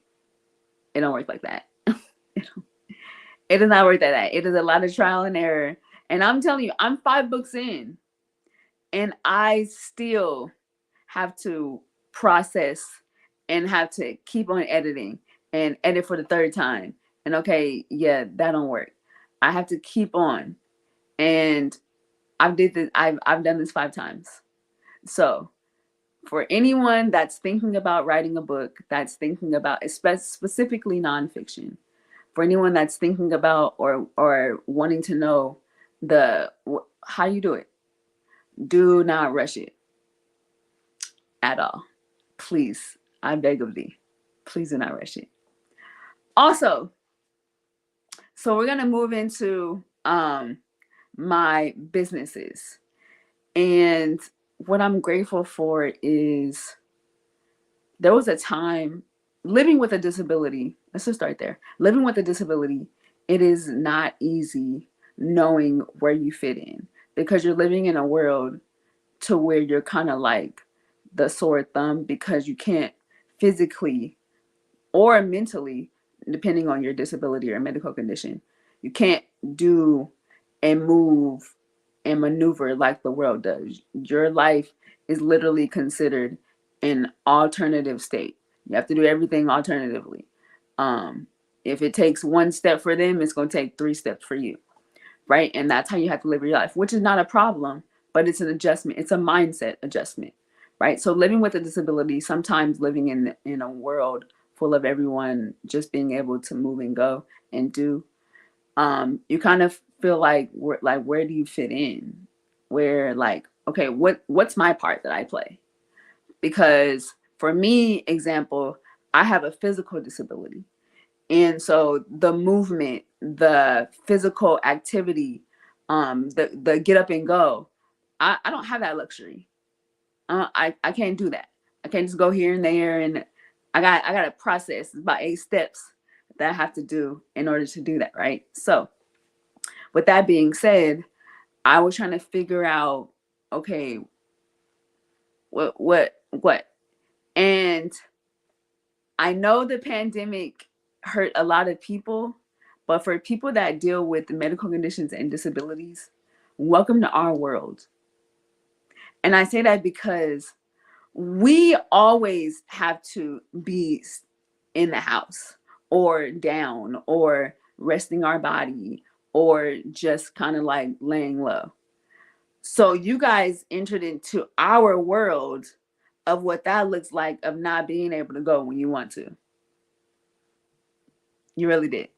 So for me, I took that moment and ran with it, because I'm like, yo, we're on the same page now. We are all on the same page. Listen, it's all level playing field now. So I'm really about to like go in. And that was when I started everything. So for those that have disabilities and or medical conditions, just know this. Your time is coming, one. And two, think it not strange when you go through diverse temptations, because it's all for a purpose. Yeah. All of it. Absolutely. Absolutely. Can you tell us a little more about your other book, Walking by Design? That's actually my business. Okay. Can you tell us about it? Yes, ma'am. So Walking by Design I created Walking by Design because I use a walker. I've been using a walker since I was 28. Didn't like it. As you can tell, I'm kind of like vibrant and colorful and all that. And I felt like you're 28 years old and you have to have this silver plain Jane walker. So what I did was I started decorating my walker. And from that, going to places, doctor's appointments, I kept getting stopped of my walker being noticed. So I created a business called Walking by Design, where I customize and create decorations and just customize walkers, medical accessories, anything of that sort. I make it pop. Okay, nice. That's wonderful. That is really wonderful. And what about Salva? What is that about? Can you share more about that with us? Yes, ma'am. It's called Salve, and it is it's an apparel line. And I created the slogan over the years, over time, called "Don't let the disability fool you," and because that literally like it equals to my life, all the things I've been through and everything that I've accomplished while living with a disability. And I know I'm not the only one. So I created an apparel line called Salve, and Salve means it's an ointment for healing. And the line has everything on the apparel line has the phrase "Don't let the disability fool you" on everything, because we're not leaving nowhere. Like we're here to stay. We're here to stay. You're very creative. Thank you. Can you tell me a little more about your book, Damaged but Not Dead? Can you tell me a little more about it? Yes, ma'am. So I created that during the pandemic. I wrote it during the pandemic. And it's pretty much a storyline of my life. I've been dealing with medical conditions at a young age, actually since I was 2. I had a brain tumor at 9, and it left me deaf. I was deaf in my right ear for a little bit, and my right side was weak, had nerve damage and muscle weakness. So from that, it stemmed with, I had a lot of effects from the tumor that stemmed with a lot of other medical conditions. In addition to, I'm severely allergic to pretty much everything. So from that, it's just a storyline of me going through radiation at 16, me going through chemotherapy at 22, me getting shots in my foot. I mean, it's just a compilation of my life. But it's also not just like, it's not like a sad, mopey story. It's to tell you the journey of what I've been through, but also tell you that I'm still here. So ain't nothing gonna break me. Okay.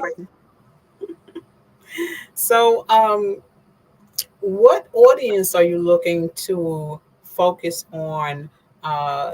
In terms of the book, what genre are you basically applying your book to? What's your specific audience? So me, I stick to people that have disabilities and medical conditions. We're kind of the underdogs. We don't really get a lot of attention, I guess I would say, or a lot of acknowledgement. So I kind of want to change that. And I do that because I'm in it. So I understand firsthand what that life is like. I'm not an advocate. I'm not a political or anything. I'm just bringing awareness and light to my journey and hopefully sharing to other people and reminding it, and even telling people that, yeah, I live with a disability, but I'm still here. Like, there's still life with a disability. So I focus on the disabled community and people that deal with people that are caregivers too, because they get unheard of. Really, they the superheroes. Right. Wonderful, wonderful. So where do you see yourself in 10 years in terms of as a writer? Where do you see yourself? Okay, so I'm so glad you asked that, because this is such an exciting question. I want to be like on Oprah's favorite things, like Oprah's favorite books. I want to do that. I want to be that person, be that author that goes to different platforms and different events and sharing my journey, sharing my story, even like to hospitals, to national events. Like, I want to be that spokesperson for the disabled community with a business that is a Black woman. Come on. I'm passing it off. Okay, good, good. I like that. And so, another thing you mentioned earlier when we were speaking, you mentioned that you have to edit a book a number of times. Could you explain to the audience why that is something that has to be done? Because when you first start writing, you typically kind of like brainstorm. You're just writing whatever your thoughts are on paper, just trying to get something on paper. And if you're going from a chronological order, typically you have to edit some things out because a lot of things are not important. You don't want to keep talking about, yeah, I went outside and it was 8 o'clock in the morning, then I saw the grass, and we don't want to hear all that. Get to it. Get to it. So yeah, and then also another set of eyes is also an edit too, because when you're writing and you just seeing the same thing, you kind of overlook things. So editing is like very important. Absolutely. So, how do you start writing? How do you get the idea that motivates you to write about the type of like your book? How did you get inspiration? It stemmed literally from my grandfather before he passed. I felt like I didn't have anything to write about. I felt like my story wasn't really that long enough to write. And my grandfather, before he passed, he was like, "No, girl, your story is basically a book. It's not just a book; it's like a movie, basically Lifetime." So he kind of put me in the mindset to just go for it, because it was fear. I'm not even going front. Like, I was very fearful because I didn't know how people were going to take it from my view. They've heard like little bits and pieces from my parents, but they never really heard the whole thing from beginning to present day at that time. Right. So yeah, it stemmed from my grandfather. He kind of nudged me in there. Okay. So you have a book now. Are you considering making that book into a movie on Lifetime? You mentioned Lifetime. Listen, don't throw me with a good time, Miss Pam. Don't throw me with a good time. That would be amazing. That would literally be amazing. And you know what? That's going to be something on my vision board that I want to accomplish. Thank you for that. Thank you for my motivation. Wonderful. Thank you for that motivation. Listen, that's what I'm here for. So, if you had that opportunity, who would you have play your character? Ooh, that's a good one. To be honest, I would have to do research on it, because I don't want someone that is able-bodied. I love everyone, but I specifically want someone that's been through it. They don't necessarily have to go through the same journey as me, but they understand. So it's coming from a sincere and authentic place. So I would have to do research on someone that deals with medical conditions that that is an actress that would play me for sure. Okay. So if we wanted to buy your book, how can we connect with you or locate your book? Could you provide some information on that? Yes, ma'am. So I do have a website called thedomojones.com. That's where all my books are. And Okay. then also you can go on Amazon. I do have an author profile page where all my books are in one place. I don't like to have it all scattered. The easiest way is to go to my website, thedomojones.com, and that's where everything is at in one section, one place. I think that is excellent. Is there anything else you would like to say before we wrap up? Yes, ma'am. I just want to say I appreciate the opportunity. Any opportunity I can share my story or just shed light on just about life in general, because life be lifing for real. And I just want to say I thank you, and I thank this network, and I thank the Black Business Olympics for giving me this opportunity. I don't take it lightly, and I'm forever grateful. Thank you again so much. Oh, and you're so welcome. And how can we contact you in terms of your businesses? You got the walk-in design and you got Solve. How can we find out more information about those businesses that you got? It's wonderful. Yes, ma'am. So, thank you. I appreciate it. Everything is on my website, The Domo Jones. Like I said, I don't like everything to be scattered. So we're gonna keep it one source. thedomojones.com, where you can find everything I do all in one portal.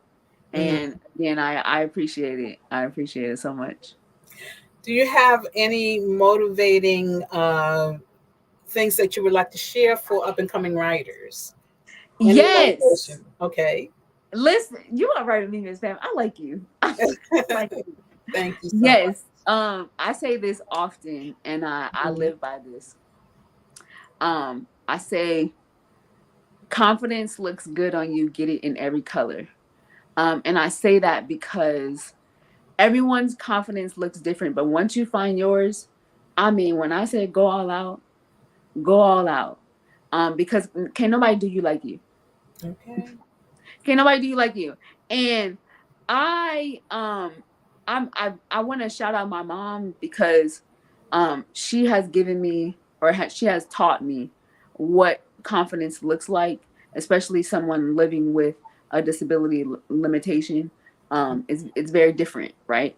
So for me, I built that. Can't nobody tell me nothing. I don't care what nobody say. And that's not just for people that live with a disability. That's for people in general. This world can be very harsh, and depression is real, and mental health is even more real.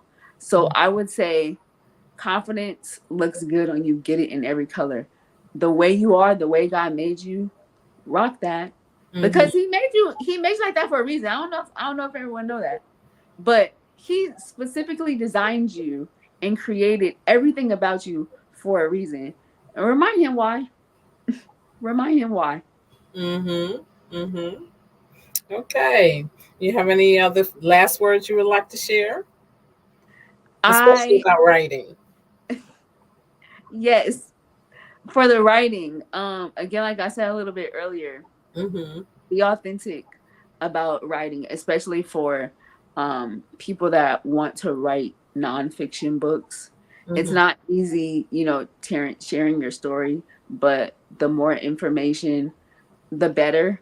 Because you want to paint a picture. That's what writing is, painting a picture. Absolutely. So you got to be a little bit detailed. You got to kind of tell the story, but you don't want to tell the minute parts of the story. You want to get to the nitty gritty, but you want to tell the story. You want to show people and give them the feeling of it. Give them the emotion of what did you feel like during that moment? What was around you? What were you tapped out? What was it? Giving them the feeling. Yeah. And I think anyone that's going to write a nonfiction, I support you 100% because it's not easy talking about yourself. That is wonderful. Thank you so much for coming, Dominique. We appreciate you. We want to say, I appreciate everything that you shared with us. Thank you. I definitely appreciate it too. Okay, so genius is common, and I'll see you on the other side. Bye. Bye. Okay, so this is the Black Business Expo.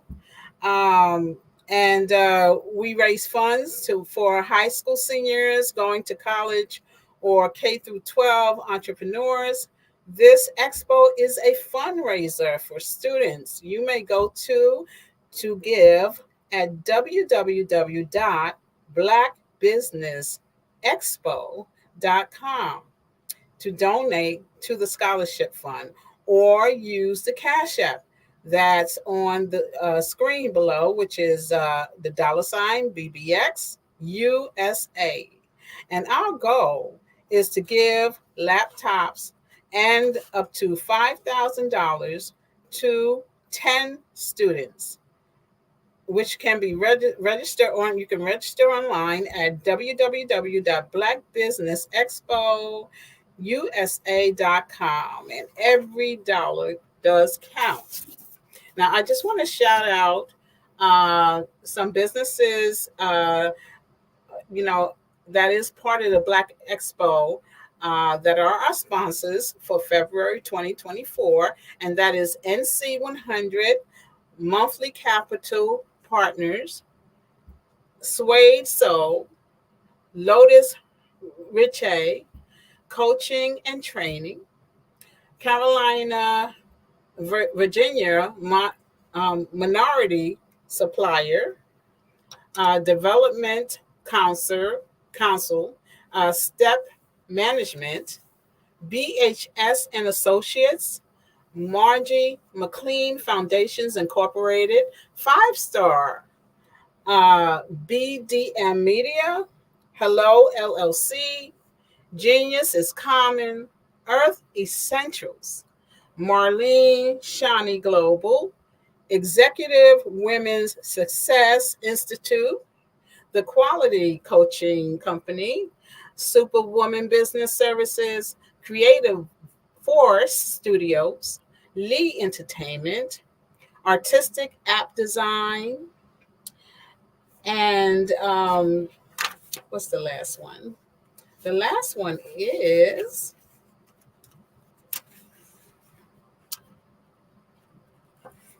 Walking Designs.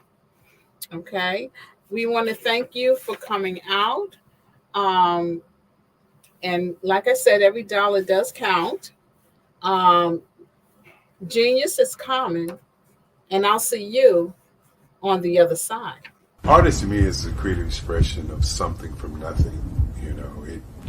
It explodes onto the canvas, or it explodes on in my work. One of the things that I try to do more than anything is I try to just give the lines and the movements and emotions and expressions into what I do. Art really means to me a chance to express how I feel deep down inside. Most of my art begins as a thought that I might have, whether it's sports, whether it's history, whether it's a woman or a man. It pretty much starts as an idea of thought before I get into the actual image of what I'm going to draw. I do a lot of historical pieces. I was a history minor in college, and I love to do history pieces. And a lot of times I'm thinking about history, and then I try to make that history impact you as you look at it. That's one of the reasons I do pictures so large. People ask me, why do I do the pictures so big? And I tell them, I want the piece to impact them as they're looking at it, to kind of dominate them, dominate their space. And most of my pieces I try to do off page. I don't try to do anything that's going to be in those four corners or in a square. And I want your imagination to be a part of the piece that you're looking at.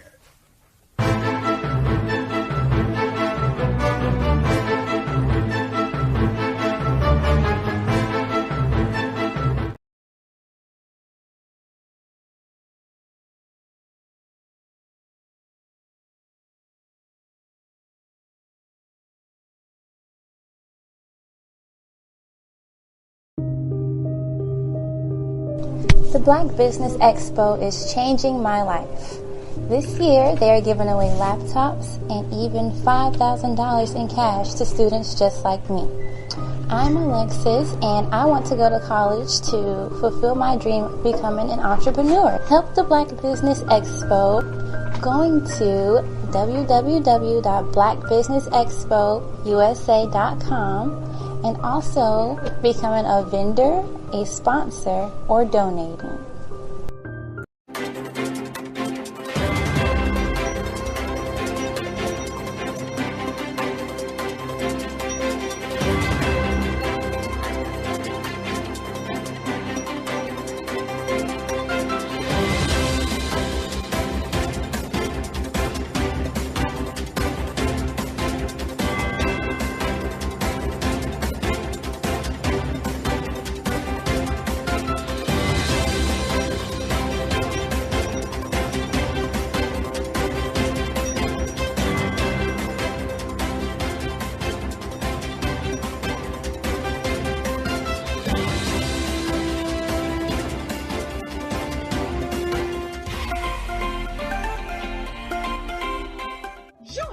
Dr. Eric Kelly III and a host of phenomenal speakers from all around the globe for this 7-day virtual event that you don't want to miss. The mission of the Black Business Expo is to raise scholarship money from kids all the way from high school, all the way from college. The Black Business Olympics is one of the largest Black business showcases in the world. It is an opportunity for businesses and companies to showcase their businesses globally. We are going to be giving away laptops up to $5,000 away to students. Again, I'm Olivia Appleberry, the founder of 2 Cents Finance and one of the speakers for the expo. I am so excited to see you there. For more info, go to www.blackbusinessexpousa.com or call 919-308-9090 and hope to see you there.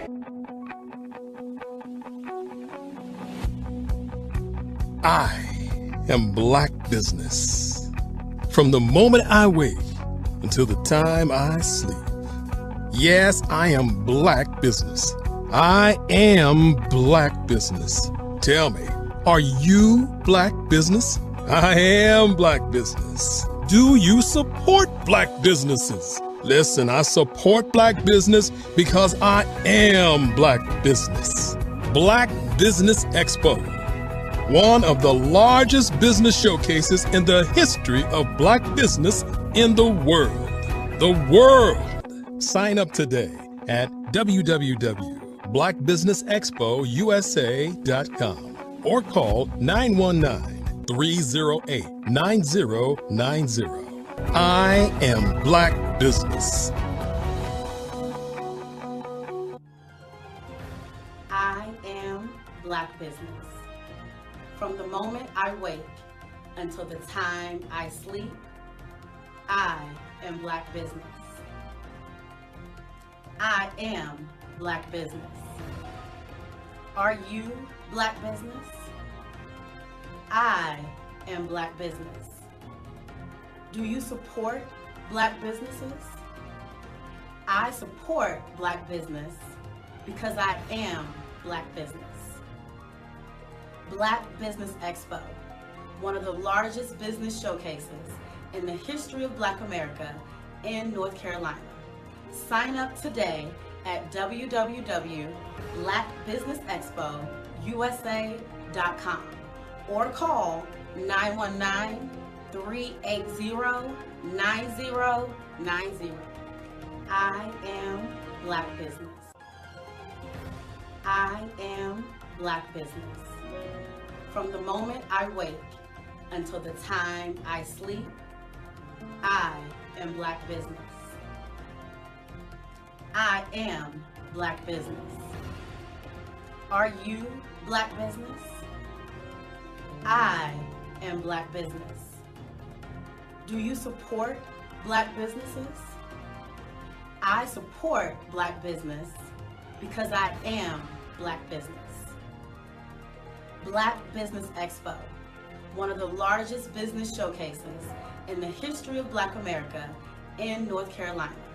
Sign up today at www.blackbusinessexpousa.com or call 919-380-9090. I am Black Business.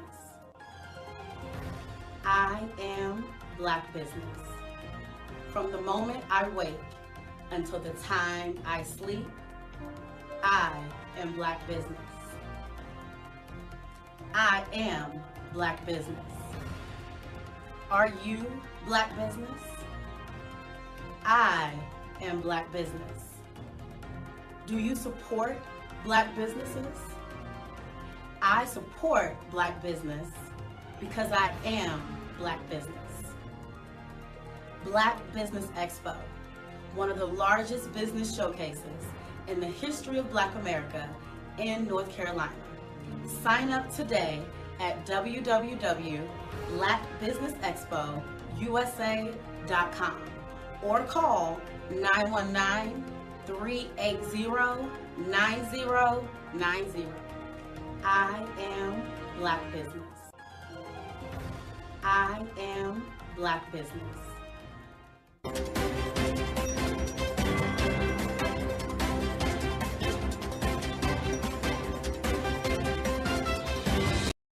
I am from Washington, D.C., but I was raised in Durham, North Carolina. I came to Durham when I was about 5 or 6, and then I traveled back and forth to D.C. because it's where my people are from. One of the unique things about my family is my mother, she's also an artist. She does quilting, and she does a lot of artistic things. And then my son, he draws with both hands, his right hand and his left hand, like I do. So that's kind of a family trait. And then my other son, he's a videographer, and my daughter, she works, she's a regional vice president for Sunglasses. When you start out drawing and sketching, you want to continue to explore, you know, each avenue. I do pastels, I do pen and ink, I do painting, I do acrylics. I haven't done oils yet, but I try to do all facets of art. What I say to a lot of times to people is, you know, you can't put yourself in a box when you're an artist. You have to explore. And over the course of my life, I've tried to explore different mediums. I also do sculpture as well. I choose my subjects by the intensity that they have in their faces, or the intensity that somebody is moving, because I do more than portrait drawings. I also do I do abstract, and then I do figurative drawing also. Well, what happened in this particular show is that I started out trying to come up with something that would be a little bit different than what everybody else is doing. So I was working on a Barack Obama show, and they wanted me to do some paintings of Barack. And so what I did was, because of the deadlines, I kind of did it kind of fast. And then I realized when I was doing it fast, I enjoyed it. And so then I started doing other pieces the same way, and I started to enjoy those pieces also. And so I came up with this particular style, and it's a style of lines and colors. And what's interesting is that when I was in college, I did a show called Lines, Colors, and I talked about the boldness of the blacks, the hotness of the whites, and this is how this has come about, you know, later on in my life.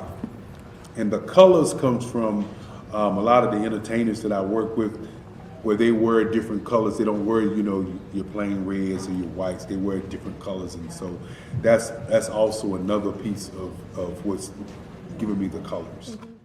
The subtitle of this show is Faces That Speak Life. That's real critical. Faces that speak life. Each one of these pieces is a life source and a life energy that's being put on display for people that are looking at them. You know, I always say in terms of my art, it's not important that I draw them. It's important what you get out of what I draw. You know, I don't try to just draw it because you like it. People wanted me to do prints. I didn't do prints.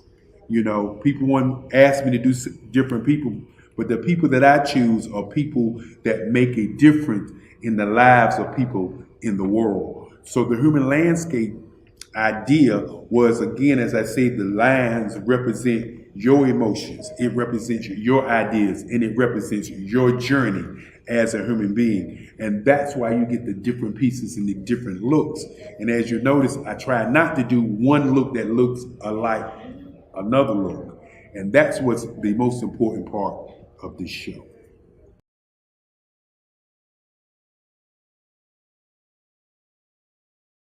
Absolutely. So our coaching program help people that have the lack of time, that lack strategies, and lack the confidence to go after their dream life. So we help them implement tools. We help them implement, I love to leave the inherited lack of finances or the education behind finances. But it wasn't until I lost my firstborn, my only son, that life changed for me.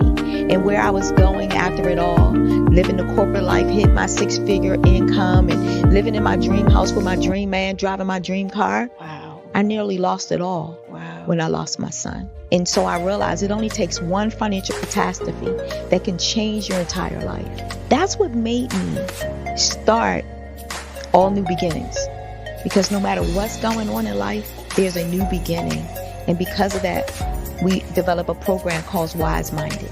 My little slogan is, don't just dream it, let's live it. If they want to connect with you or work with you, what is the best ways for them to be able to do that?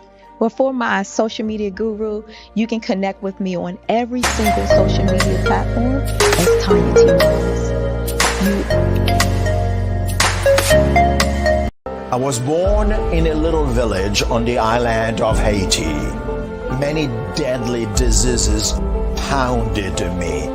It is as if they were on a mission to end my existence on this earth. I refused to give up. In 1983, I left Haiti and came to the United States of America. And I came with $5, 2 shirts. I didn't speak any English. I came to Atlanta. I got a job. I was a doorman. I was a doorman with a dream. What I used to come on stage. I'd rehearse this moment that I'm standing in front of you. That's the power of a dream. Maybe today is the day you begin acting as if you already have it. And then step out with full force. Take a risk. No condition is permanent. Don't let your situation distract you. You are chosen. You are called. You are born for a purpose in this life.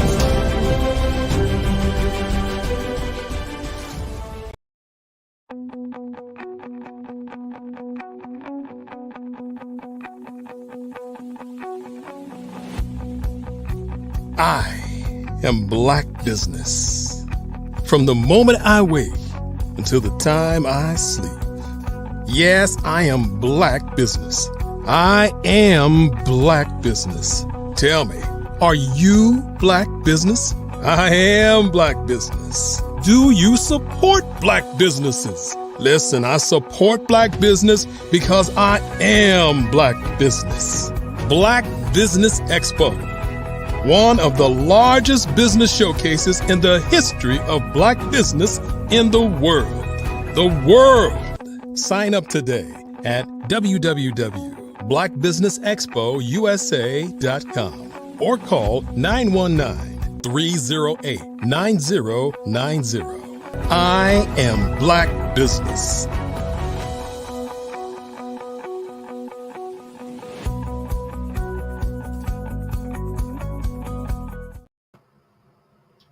Hey, good afternoon, business owners, entrepreneurs, thought leaders, corporations. Welcome to the Black Business Network. My name is Eartha Watts Hicks. I'm the CEO of Earthatone Books, Earthatone Enterprises, and I'm also a PR writer and affiliate of blackpr.com. And I am your business moderator for this session, which will be a conversation in and around banned books. Now, This is the Black Business Network. And the Black Business Network is a 24-hour business network showcasing Black businesses, business owners, entrepreneurs, and thought leaders worldwide. Now, we have speakers coming from North Carolina, London, Singapore, Africa, Japan, cities all over the United States. The Black Business Network is a global community sharing its business knowledge to empower, inspire, and educate businesses about business. And this week, very specifically, we are here to educate about books, the book industry, Black books, Black book authors, Black writers, and how we feel about these book bans. Now, for this session where we're going to have this discussion on book bans, we have Denise Meredith, who is a Brooklyn native with a Bachelor's of Science from Cornell University and an MPA from the University of South Carolina. And she's an extraordinary business leader and the author of Thoughts While Chilling that I heard so much about. And I want to be reading her thoughts while I'm chilling. So I'm definitely going to grab a copy. And we also have Dominique Domo Jones, who is the author of Damaged But Not Dead. And that title is definitely giving me some vibes here. So I'm interested in her book as well. And Dominique is a multiple business owner. And she owns Walking by Design and Salve, which she will share more about. And please come join us now, Denise and Domo Jones. And please share a synopsis of your books. I want to hear this. Okay. Oh, well, I'm really glad to be invited. I really appreciate it. Have Thank to make you. one correction, though. It's University of Southern California, the other USC. Okay, I'll get it right next time, though. That's all right. No problem. The other coast. But anyway, yeah, it's pretty exciting. I'm really excited about what you're doing because this is one of my personal, I guess, gripes in life. I've been a writer since I'm about 10 years old. And I've always been very concerned that Black voices are not getting heard. Women's voices are not getting heard. Right. Gay voices are not getting heard.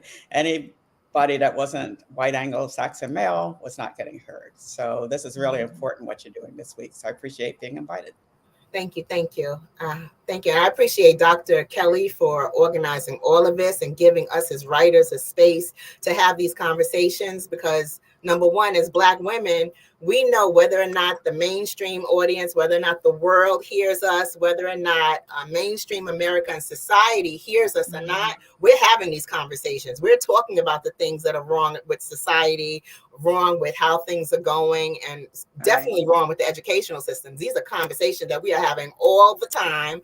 And if we can open up that platform to give life and breath and wings to what we do with Black books and writing, hey, this is just a blessing. So thank you, thank you, thank you. Domo, please tell us about your work, about this amazing book, Damaged But Not Dead. I am all for it. I want to hear what this book is about. I want to hear your synopsis and what inspired you. Yes, ma'am. First of all, I appreciate the opportunity as well. It's always a pleasure just sharing my journey. So I wrote Damaged But Not Dead during the pandemic, actually. So it is a story about my life. I have dealt with medical conditions since age 2. I had a brain tumor. I was deaf in my right ear for a little bit, went through 2 brain surgeries, did radiation at 16, did 6 years of chemotherapy. And the list goes on, right? So with that, I wrote Damaged But Not Dead, and it stemmed from my grandfather. He told me, he was like, yo, you need to write your book. And I said, about what? What am I writing a book about? I ain't got nothing to talk about. So he just kind of shared with me like, yo, you have a story to tell. And there are people that deal with medical conditions that feel like that's it. They don't have anything left. So I wrote the book as an encourager and also a reminder that, yeah, although I do have a disability and someone else may have a disability, your life ain't over. This is the beginning. Exactly. Now, I have one question. Which authors, Black authors, inspired you in your journey and gave you kind of an idea that you can do this? Go ahead. Yes. Well, Maya Angelou, I guess, is the key person. She wrote in a lot of different media, poetry, long form books, and she just spoke to me. Just spoke to me. I tell the story about I worked with the federal government, so I was at Clinton's inauguration, first inauguration, and she was chosen as a poet, which was really unusual at that time to have a national poet. And, and she was reading her poem, but on television, they zoomed in on me because I guess I was the only Black person on stage. Anyway, it zoomed in on me. And so I'll just always remember that moment. So they had to, my face and her reading that poem has just always stuck with me. So she remains my, we lost a great person there, a great leader, but she's the one that inspired me most. Thank you. Thank you for sharing that, Denise. Domo, how about you? Which author inspired you? Yes, ma'am. Okay, so I'm gonna be completely honest. I didn't find one. That's why I became one. There's not a lot of people that have disabilities and medical conditions that are comfortable with sharing their story. You're putting yourself out there, like literally, you're just being vulnerable and hope someone accepts it, right? But with that light, you have to be confident. So I felt like I wanted to be that person.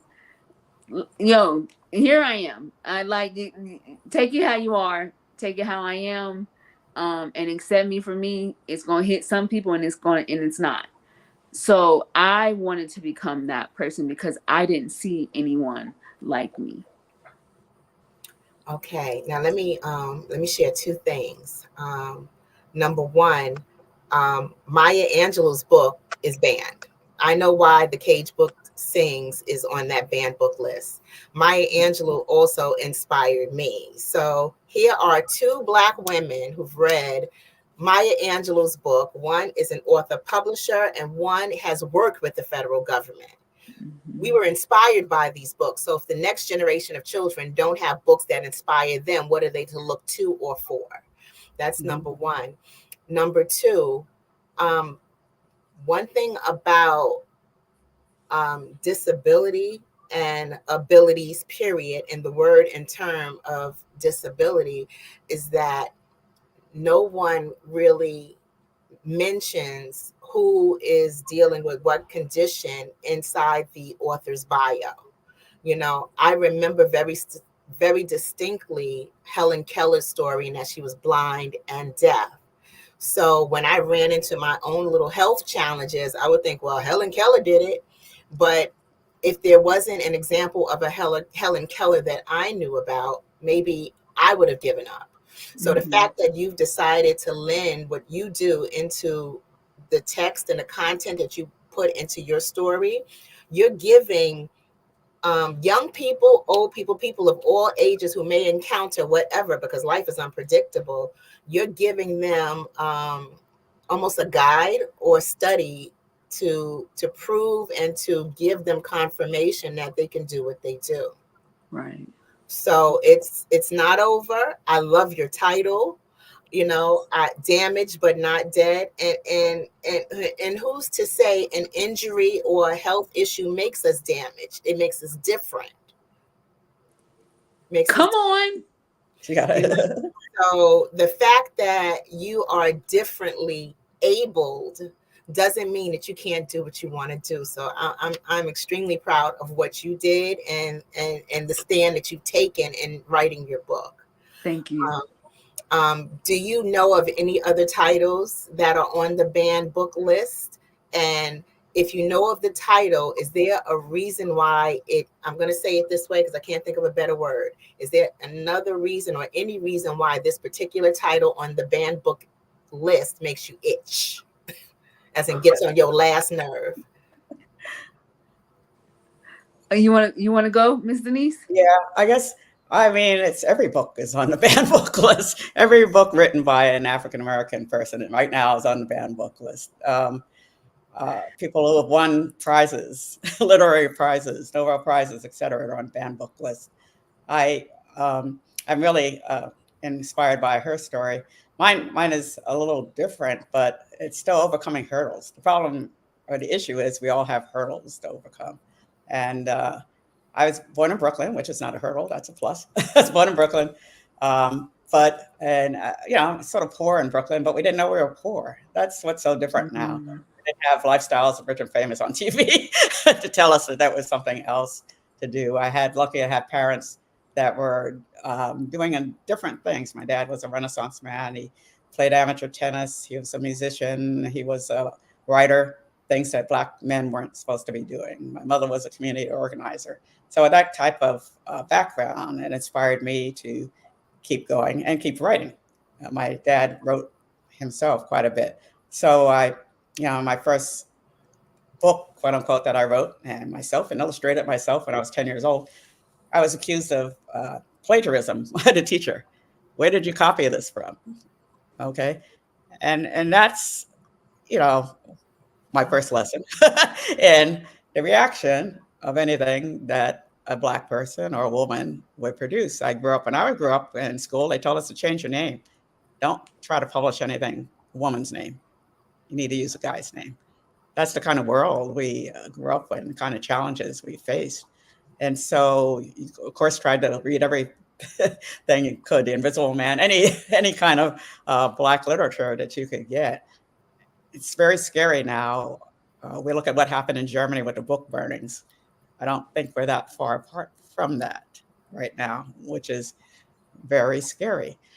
My theme, as I give talks during Black History and Women's History Month. My theme this one is let's get back to the future. People may be old enough to remember that movie. He goes back in time. Michael Fox goes back in time to try to change things. You can't change history. That's what he learns. And you maybe don't want to change history, but you can learn from it. And that's what we need to be doing, learning from it and changing our future. And that's unfortunately not happening. Well, my book is mainly about the obstacles that I overcame, not having a disability, having a great background, having a lot of skills. It doesn't matter to certain parts of the world. All that matters is what color you are. And that's really sad. I'm disappointed now that I've been around. I'm over 70 years old. I've been around, and it hasn't changed as much as I had wished, I'd hoped. I told people I went to school during the revolution in the 60s, late in the 70s, right? And we had high hopes. But what I encourage people to do is like this young lady is doing, tell your story. Keep telling your story. Keep getting it out there. We have ability now with technology to bypass those publishers who aren't going to publish your book ever. Exactly. You can do it now. So that's what I sort of recommend people to do that. Look those lists. Look at Amazon lists. You can Google your interests and find people writing those books. We need to just support them, buy the books, circulate the books. There's a great movie that I recommend out now called American Fiction. Every writer should watch that movie. It talks about all of this. It gives all sides of this issue, and how people are trying to it's destroying our culture in a way. How people look at our books and what books get bought, what books get published, what books get made into movies. But the other one's going to have to change it is us. So I recommend people hang in there, buy these books, support programs like you're doing, and keep hope alive. I have two things to say. First, do you still have that book that you wrote at 10 years old? No, I don't. I wish I did. It was about training dogs of all things. I'm a big animal lover. I went to Cornell wanting to be a veterinarian, and I got there and they said women can't be vets. Oh man, I'm so sorry. So timing is everything, right? Now does anybody know a male vet? I don't think there are any male vets around anymore. It's completely switched around. But it's just timing. So I became a wildlife biologist. I would tell people pivot. Pivoting is very good. Okay, you can't be a vet. What else is there? Wildlife biology. There weren't any women in that field either. But they didn't say they didn't want women. Right. And the funny thing about books when I know I was coming up, which was the 70s and 80s, was that in a way the books were not banned because that's censorship and that's also against the Constitution. And I'm not sure which amendment it is. Right. Freedom of speech, freedom of press, the whole bit, right? But they denied us access by not explaining to us which books were written by Black authors. Those reading lists were not in the reading lists that were being presented to students where Black schools where Black students were, highly populating this student body. So we didn't know Nikki Giovanni was a Black author. Maya Angelou was a Black author. Alice Walker. We didn't know about Alice Walker being a Black author until we saw The Color Purple. So if we didn't have access to the book before the movie, we knew she was Black after the movie. And that's how we found out about Alice Walker, who's also on the banned book list. So it's more of a matter of limiting the access to the content that we want. So my advice to all of us is if you find out a book by a Black book author is on the banned book list, buy 2 of them. Buy one for you and one for a friend so that you could talk about it. So they could put books on the banned book list as we want. That's going to be our required reading. That's what I say. Right. And buy one just on GP. Buy one to keep on the bookshelf. On GP, buy 2. Buy 3. On a book conversation on these banned books. Why are they banning it? I don't know. First they say we don't read. If you don't want us to read, no, you don't want us to know something, put something in a book. Now that we reading books, you want to ban books. So how about this? Create the banned book list. We buy 3 copies, one for me and one for each one of my best friends, and we're gonna all get a group of 3 and talk about this banned book. Yeah, it needs to be a badge. It needs to be a badge of courage. There's one book right now that I'm loving called "Be a Revolution." And Be a Revolution is like, this is how you find out about all the revolutions that did work, because we're gonna tell you all the nuances. Right. I love this book. Right now, I'm buying a couple copies to give to friends. So I say, if it's on the banned book list, okay. I'm getting it. Now, I just want to piggyback on what you said because, I'm glad that we're in this space because we're seeing 3 different generations, right? So how you were, Miss Denise, you were in the 60s and 70s, then 70s, 80s, 80s, 90s. So I'm like 90s, 2000s, right? So for us, we didn't really see, like when you went to the library at schools and stuff, you didn't see too much of us, of our people. But when we had the BSU clubs and those clubs like that, then it was like, wait a minute, how come none of this information was open to everybody? Why is our section so small, so very limited? So I think and now with social media, there's been a lot of book clubs. I've seen a lot of book clubs starting, and it's specifically with the banned books. So I'm like, I'm in it. I don't even care. I don't care. I'm in it. And then, and part of it is what they're calling critical race theory, which really in reality is an inclusive, open curriculum, inclusive of different race and cultures. Proportionately, not disproportionately. Right. So rather than state, we're going to open the curriculum so that it embraces all of America.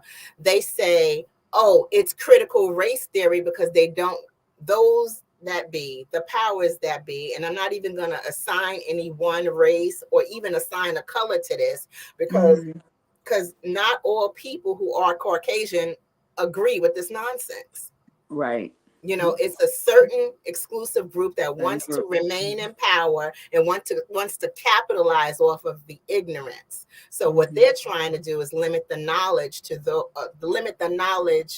for those who are empowering themselves by learning what we need to know to activate our voice and activate our vote and galvanize and educate ourselves. So those institutions that have organizations that are empowering students of color to take an active role in their vote and in voter registration, all of these institutions are now in danger of losing funding.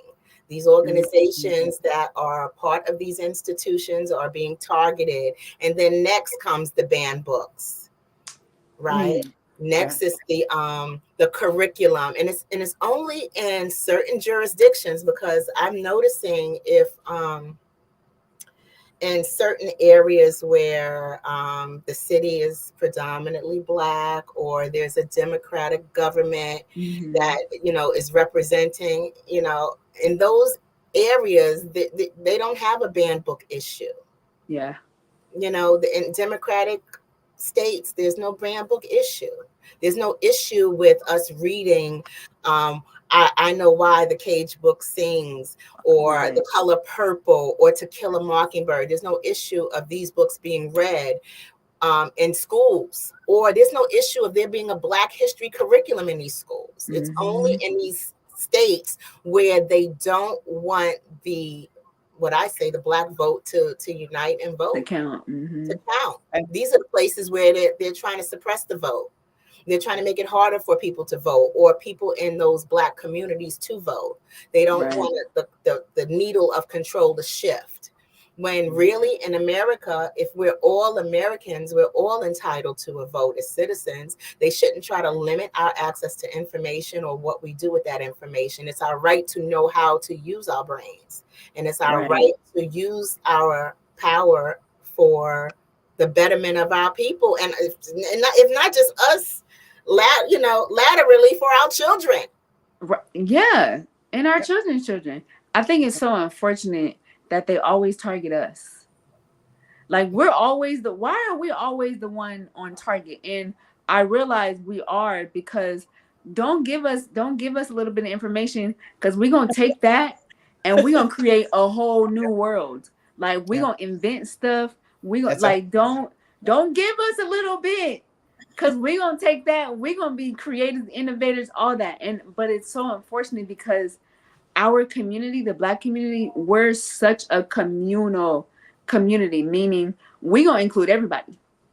Exactly. We don't care. If you cool, like if you're on board with whatever our vision is, even if you don't understand, we're going to help you out. We are one of the communities that don't mind your color. Like, we don't care. Exactly. You're right. Okay.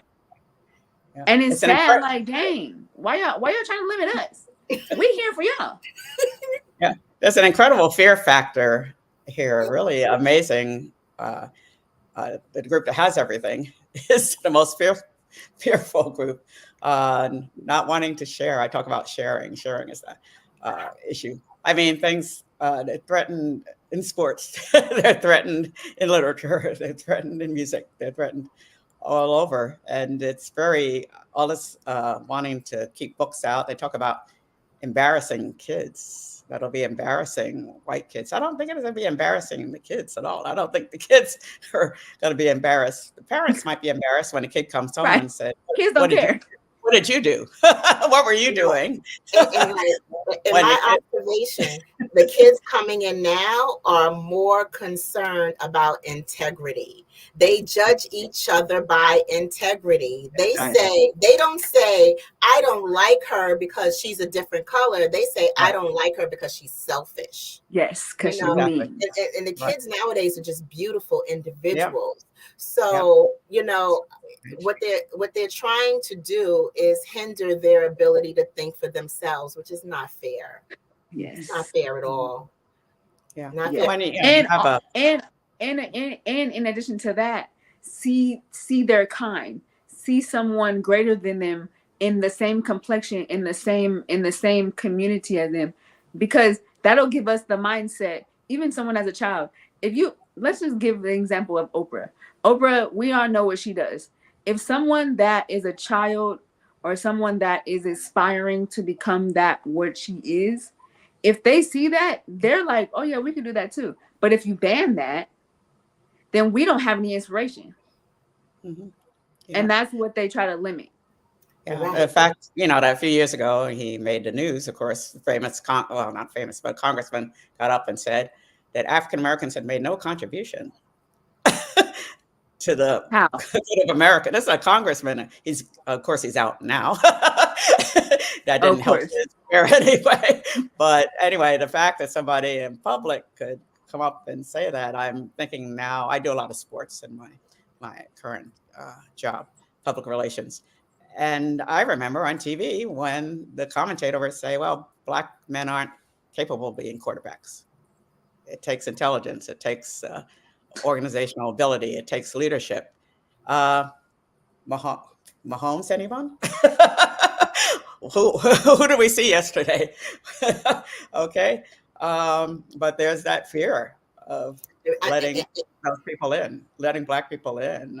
At one time, sorry, go ahead, please share. No, I was just saying one time I was, Black people are not on boards. And this is what I pushed the leadership end of it. They may let Black people be certain things, but not on the board, directors, not in the C-suite, not in the headroom. So as close as I ever came being on a paid board, a Hispanic person was on the board. So he recommended me. And later he said, oh, they didn't want you on the board because they thought you were more intelligent than their marketing director. And that could be an issue. And there's that unbelievably strange fear that holds everybody back. Just think this country, where it would have been if they allowed everybody to participate, everybody's brain power to get, where would we be today? And before I forget this thought, I just want to add, it's really obvious that those who are trying to ban books and those who are putting these banned book lists together are not afraid of our ignorance, they're afraid of our intelligence.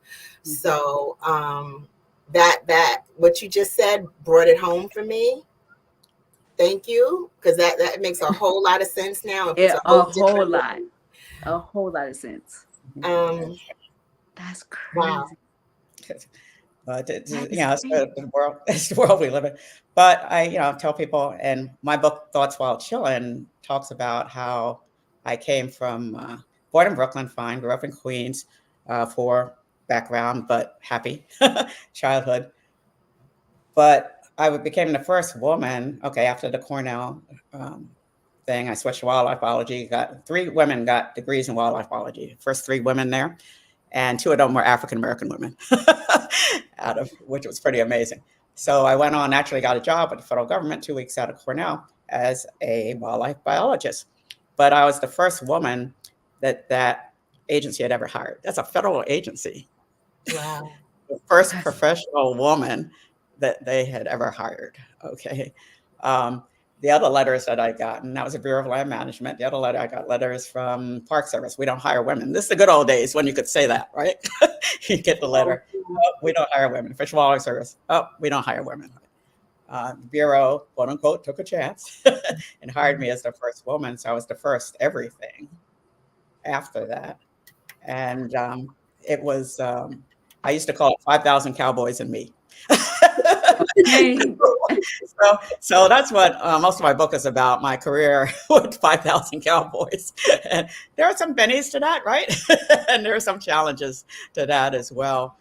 But I wanted people to see that you can't judge things. You can't tell people what they can succeed at and not, and giving them an opportunity. I wound up being the top career person in that agency eventually. Okay? The top, number uno career person. And so I just want people to see I had $1 billion budget. Of course, it was interesting. I mean, so many stories been there, but here in Phoenix, I moved afterwards to Phoenix, and a guy's looking at my resume. He says, oh, there was a typo in your resume. And I'm thinking, oh, really? Writers, we get very upset when people talk about us having typos in our work. Oh, really? What was that? He said, yeah, you have billion. Should have been million, shouldn't it? I said no. I said what I said. That's Yes, and this is what it is, judging, them putting limits on what they feel you should have be able to have accomplished. No, in fact, it was over $1 billion. It was 1.1 billion. And I have a question. Are these the experiences you're laying out in your memoir? yes, yeah, Oh, a lot of wow. stories. Dang, A that's lot of stories. interesting. That's an They're really, interesting read. yeah, it's really different stories. So that's why people see different. Mm-hmm. Wow. I brought the Black Rodeo to Phoenix, to Arizona. I mean, I try to do like different stuff that people not really expect or know about. I started a Chamber of Commerce here, and when people told me there aren't any Black people in Arizona, why have you started? Much less Black businesses. Yes, they're here, and yes, we started a chamber. So I just encourage everybody, keep going, keep trying. You'll get a lot of no's and doors slammed in your face, but keep at it, and eventually, we'll get there. Well, I have a question for you. What made you stick with your yes, like until you got it? What made you stick with it? I think mentorship is really important, and your first mentors are your parents. It's very lucky to have parents that were breaking all the rules themselves. And they said there was nothing you can't do. And that's good or bad because there are some things that you can't do. But so having that background really gave me the foundation.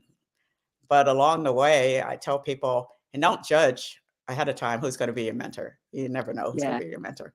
That's good. So I get to the Bureau of Land Management, first woman. I was the second African American. They had one Black person in the agency, and I was put in a room. Roommate was this, and I'm like 20 at that time, 21, and roommate, his old guy, he was like 55. Yeah. 55, conservative, Republican, expert in sagebrush. There was nothing that we had in common. Okay, right. But he became a super mentor. He showed me how to drive a 4-wheel drive truck, how to cool off my Coke in the stream, and all of these things to survival, to living in the wild, living outside, in natural resources. And, I would not have survived that, even making it that far without him giving me the hints. So most of my mentors have been white males because there were no females. There were no other options. Yeah, so that's what I've, that's what I. So finding mentors. Go ahead. Isn't it ironic that the first cowboys were Black? Yeah.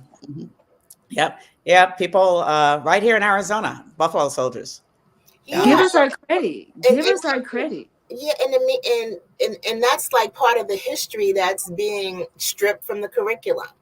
It's like a lot of us feel we come in on the tail end trying to make a space for ourselves when meanwhile this was something that we created out of necessity, that was born in slavery. And in that capacity, we were denied, number one, recognition. We were denied credit.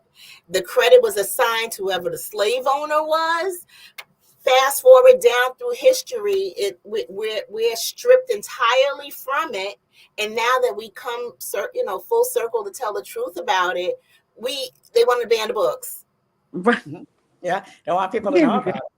Yeah. Right. And that was what's fun about something like the Black Rodeo. But I did that for kids. I mean, adults enjoy it too, but for kids to see women, cowgirls, Black cowboys, Black rodeo clowns, all of this stuff, it has to change their mindset about what the limitations are in life. That's what we're trying to do. Right. That's what we're trying to do. Because it seems so foreign, but it's not. It's literally what our origin is. We started that. So give us our credit. Bill Pickett rodeos. Bill Pickett was like the original, right? So when we try to do it, it shouldn't look abnormal or like okay, you're doing something we're actually not doing anything way different. We're doing what we're supposed to be doing. Right. You're just not finding that out. Yeah. And then historically we had to master everything because it was a matter of life or death. We with the slavery experience, if a Black person didn't master what was put in front of them, it was literally a life or death situation. Mm-hmm. It could have meant the loss of their child or the loss of their loved one. So we were defending even the work that we hated, but meanwhile, it's, we've evolved to where we have these skills that we've passed on generation to generation, and we have these gifts and these geniuses based off of the slavery experience. And then we're denied access to good jobs. We're denied access to better jobs. We're being accused of cheating. We're being accused of not creating the content. And now they want to erase the history. Erase the They history. want to ban the books that keep us inspired, when meanwhile it's a miracle that we're still here. Right. The little ounce, the little inspiration that we have left, they trying to ban that. Yeah. We got like a little corner. You got the whole cake. We can't have this little corner. I'm saying. Yeah. I'm saying. Go ahead. No, go ahead. Oh, I'm saying. Domo, and you being differently able but powerful enough to say that won't stop me, right? Where did you get that courage, that bold spirit, that I will not be denied no matter what my body's telling me spirit? Where did you get that, and how did you harness that to put those thoughts into words? Yes, ma'am. So my mom, I always give credit to my mom because I grew up the only child. So I am like 3 children in one, right? So she literally, and there was a period of time where it was just me and her. So she had to teach me, like, Domo, I'm not going to be here all the time. So you're going to have to learn, first of all, you're going to have to learn your body. You're going to have to learn your limitations and what you can and can't do, and be okay about that. You can't do what everybody can do. You can't skate, and that's okay. But what you can do is I'm going to teach you how to drive. You can drive. You can't skate, but it's okay. So she taught me the confidence of what I can do and magnified that. So the little stuff that I can't do, it don't bother me, because I'm so focused on everything that I can. And then I also try things that I've never tried before, under my limitations, of course, under what I can do. But I try things and I'm like, yo, you actually can do that pretty well. And it doesn't have to be physical. See, for me growing up, physically always thought I addressed physical and accomplishments in the same boat. If you wasn't moving, if you wasn't doing something, if you wasn't here and there, then that means that you was lazy, or you wasn't doing nothing. Your life was not together. Figure it out. But in my world, that's not equivalent. So I had to find, and with my mom's helping, she had to teach me, your alternative life is not physical. Use that brain. Use that mindset. Your mindset. If you're physical down, your mindset got to be strong. You got to choose a struggle. So you're already struggling with the physical, and that's okay. You're limited, but your mindset better be so sharp and so keen and so like faith-based.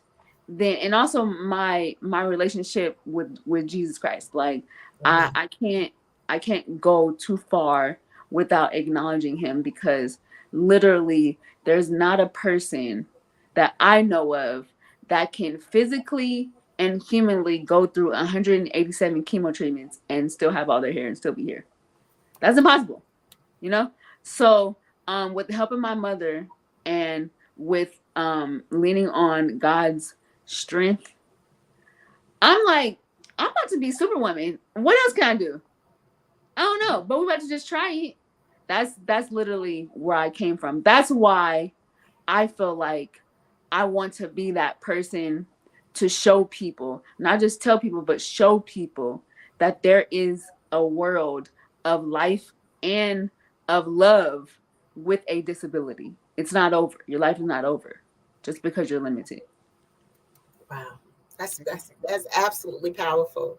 Thank you. It's so powerful. And Denise,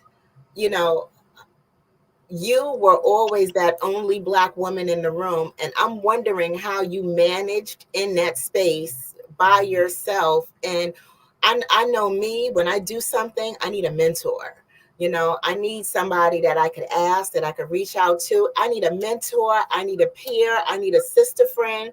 So being in those spaces, trying to navigate, always being the first Black woman, what kept you going? And what did you do when the road got tough? Okay. No, that's a good question. My parents, always there to support. You're doing the right thing. Keep going. My mentors, like I said, most of them were white males, which in a way was good because they know what's going on and they know how to play the game. So they taught me very well how to play the game. I really had a lot of alone time, to tell you the truth. And it started because, again, I went to school during the revolution, but before that, I integrated schools in New York City. People don't know that. There are segregated schools in New York City. And so the junior high school I went to was all white. The high school I went to was all white. And so I learned pretty on to keep my own counsel, so to speak, and lean on people outside. Like you said, community, and God tells me what to do anyway. So he tells me what to do and I do it. And it seems to work out pretty well. So I've always kept that spirituality going, which is really critical because there are times when it's not always uphill. You don't want to give up.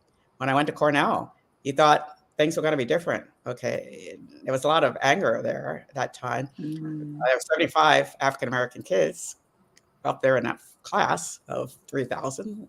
Okay. And you thought you had made it. You played by the rules. You did all the things. You got great grades. You're going to Ivy League school and you were encountering the same old stuff, the same doubt, the same, you can't do this. It came discrimination. And this is the Eastern, Northeastern liberal, quote unquote, organization. So there were times when you thought, oh, okay, this is it. I give up.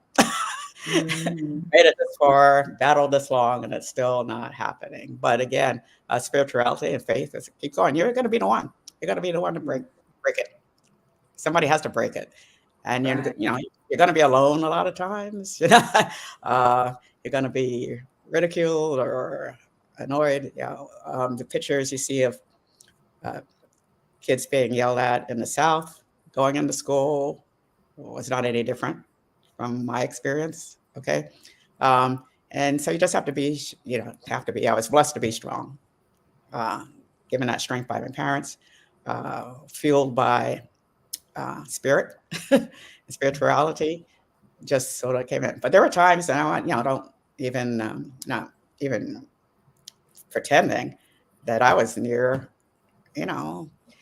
suicide was pretty prevalent at Cornell when I was there because all these kids got there and they were so excited to get there. And then they found out the world hasn't changed. Asian kids, okay, Latin American kids, Black kids. The reason they have these big nets up there at Cornell now, because there used to be so many kids gorging out, that's what it was called, jumping off and killing themselves. So, I mean, I was sort of in that mode for like 2 seconds, but a little bit. Elton John helped. I listen to Elton John records, believe it or not. And it's really strange that they have the song, Someone Saved My Life Tonight. Well, Elton John saved my life for a lot of those moments. His music spoke to me because he talked about being on the outside and being put upon. So that's it. So it's a rough road, but I have no regrets, which is pretty amazing. Everybody has. I don't. There were plenty of bad times, but the bad times made me stronger. I wouldn't have survived at Cornell if I hadn't gone through junior high school, being the outcast. I wouldn't have survived in the Bureau of Land Management if I hadn't gone through the revolution at Cornell. Wow. Okay, so it all comes together. I just want at this point in life, and I'm on the end. I'm not looking for. I've been to the mountaintop. As far as career, things like that. I'm looking to write, I'm looking to speak, I'm looking to talk to people, younger people like Delma. I'm really thrilled to see and meet her because we need them to keep it going. And it's going to change. Yeah. It's going to change. It's changing already. Younger people, most of them have a different idea. what is it, 20% mixed race in the United States, and those people who admitted that they were mixed race. So it's hard to be against when you're all together. So I think we're headed for better things. It won't be in my lifetime, that's fine, but I hope I did my part. And Thoughts While Chilling, books like that, Thoughts While Chilling. My sequel was The Year a Roof Rat Ate My Dishwasher, which was I love that title. which is also about hardships in business. Wow. For real. And you know what? We're on the hour and we have another speaker coming, but I would love if we could come back for a conversation, even if it's like maybe 4:00 or when the next session is available. You know, if you guys are free, I'll speak to Dr. Kelly and see when we can come back and continue this conversation, because this is why we're all here, to talk about the banned books and what we can do about it. You know, what we can do to show we disapprove. Whatever it is that we can do with our voices, I think needs to be done.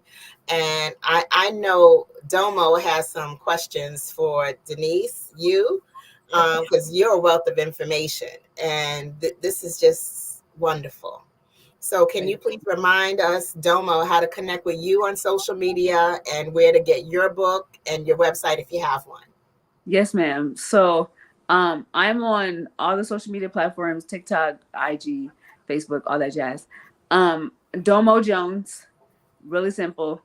And then my website where you can find all my books and everything I do is thedomojones.com. Boom. Thank you. And Denise Meredith, please remind us again where we can connect with you. Again, pretty simple, DeniseMeredith.com. Just have to spell Meredith right, MERIDITH. And you can contact me anytime at DeniseMeredith.com. I'm on LinkedIn, and I'm old school. So LinkedIn and Facebook are my media. I do use the others, but I say I'm very Googleable. If you Google me, take you to one of these sites and you can get in touch with me. So thanks, everyone. That sounds wonderful. And I'm Eartha Watson Hicks. You can find me across social media at Eartha Tone, or I'm Googleable as well. I'm Eartha Watts Hicks by name, or Eartha Tone Books. Just look it up on Google, because we're all Googleable. And I'm going to Google all of you, and I'm going to connect with all of you, and I'm going to hope that we can come back for another conversation, because this was wonderful. Thank you so much, ladies. Genius is comment, and I'll see you on the other side. Take care. Bye-bye. Okay. I am a child of the Most High God. He has gifted me in ways that I could not even imagine and didn't know.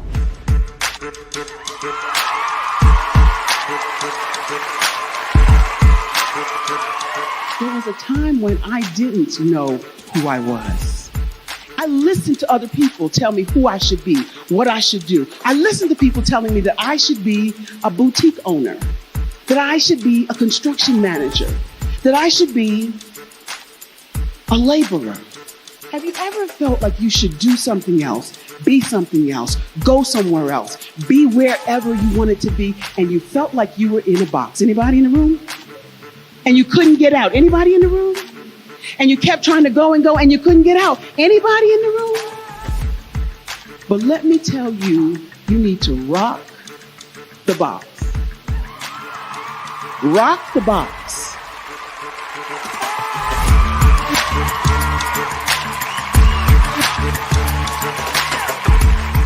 I am engaging, inspiring, and empowering.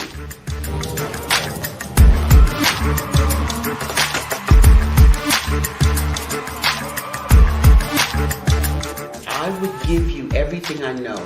Just by touching you, if I could, by osmosis, give you every single thing I've learned, I've gone through, I know I would.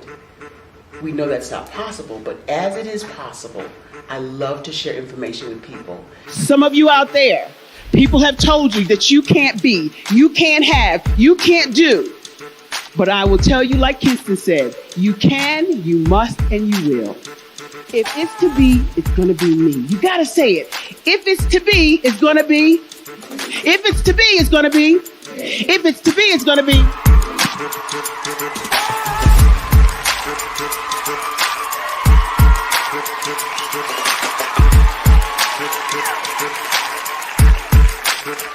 Barbara is because she believed what her mama said about her and not what other people told her.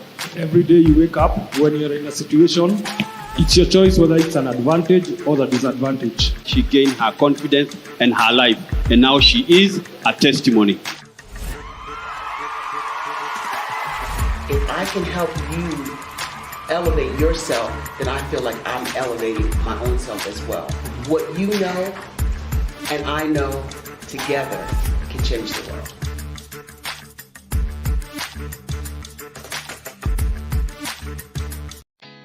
Did you know women represent just 3% of Fortune 500 CEOs and less than 15% of corporate executives at top companies worldwide? Have you wondered what the secrets are to getting into the top ranks, whether in the private or public sector?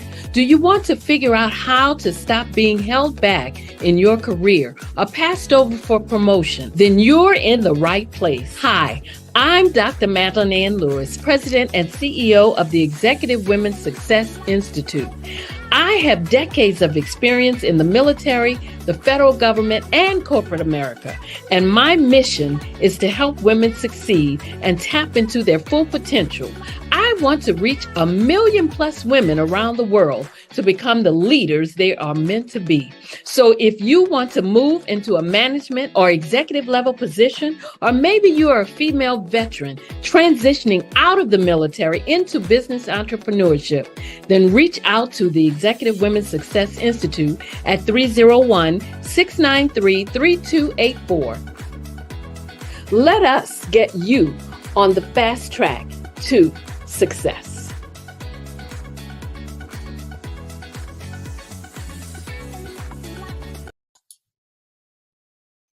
Hi, I'm Barbara Smith. Genius is common. My genius is executive coaching and professional corporate training. As the master executive coach and corporate training ambassador for the Genius is Common movement, I help business owners craft their stories in such a way that you know exactly what they do, what they have, and what they bring to the table. Many times as business owners, we are asked, so what do you do for a living? And we could be crushing in our businesses, but we're not quite sure exactly what to say in a short amount of time. Well, I help you take those stories that are the reason why you're in business and why you're so passionate about your business and craft them in such a way that people are drawn to you as opposed to being repelled by you. Because every conversation, every time you talk to someone about your business, you are excited about it. But are you really conveying what you do, what you have, and what you bring to the table? And do really people understand why you care so much and why they should care that you have the solution to their problem? Well, I'm here to help you with that. As a master storyteller, I can help you with your stories and spin them in such a way that they are intriguing and fascinating. People want to listen to you talk about your business. That's why at the Genius is Common movement, I am the master executive coach and professional training ambassador. That's my genius. And genius? Oh yeah, it's common.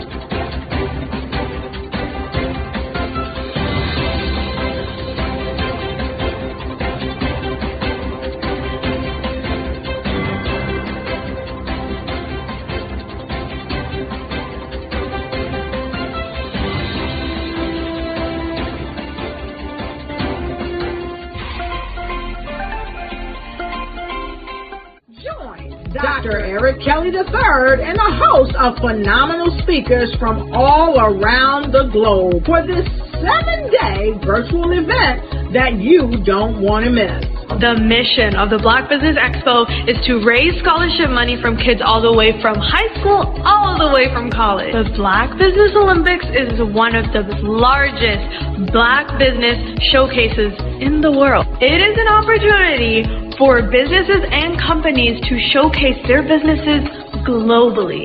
We are going to be giving away laptops up to $5,000 away to students. Again, I'm Olivia Appleberry, the founder of 2 Cents Finance and one of the speakers for the expo. I am so excited to see you there. For more info, go to www.blackbusinessexpousa.com or call 919-308-9090 and hope to see you there. I am Black business. From the moment I wake until the time I sleep. Yes, I am Black business. I am Black business.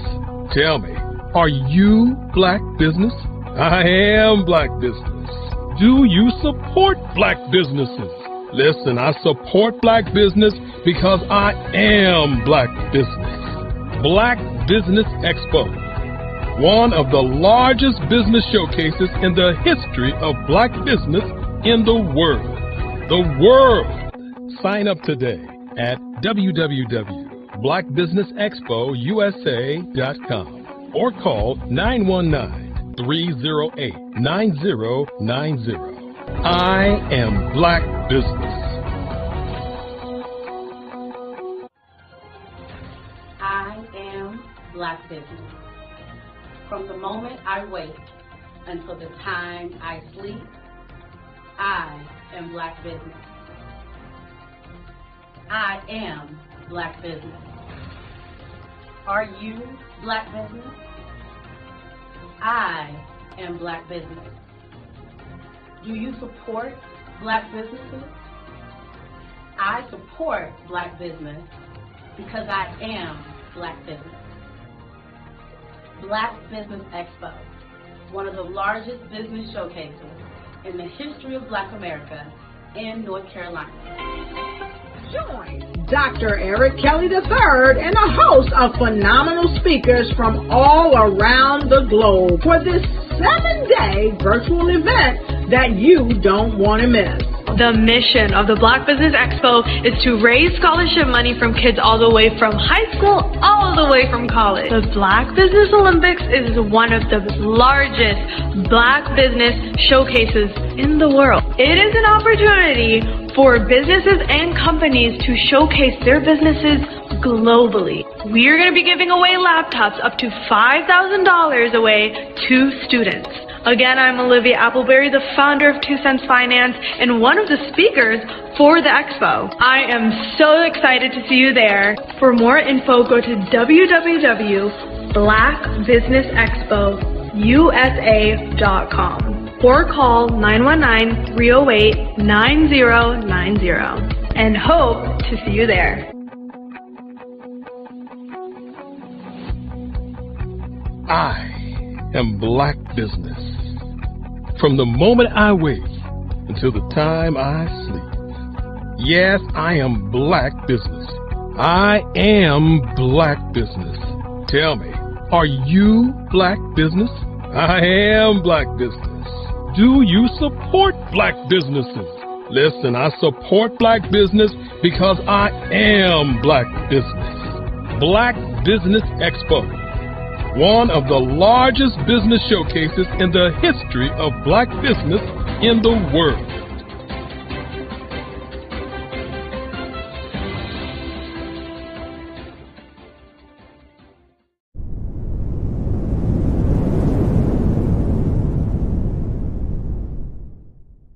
Over the past few years, we've seen the growth of existing and new initiatives focused on financial inclusion, building global networks, and reducing the wealth gap in response to the idea there's not enough seats at the table.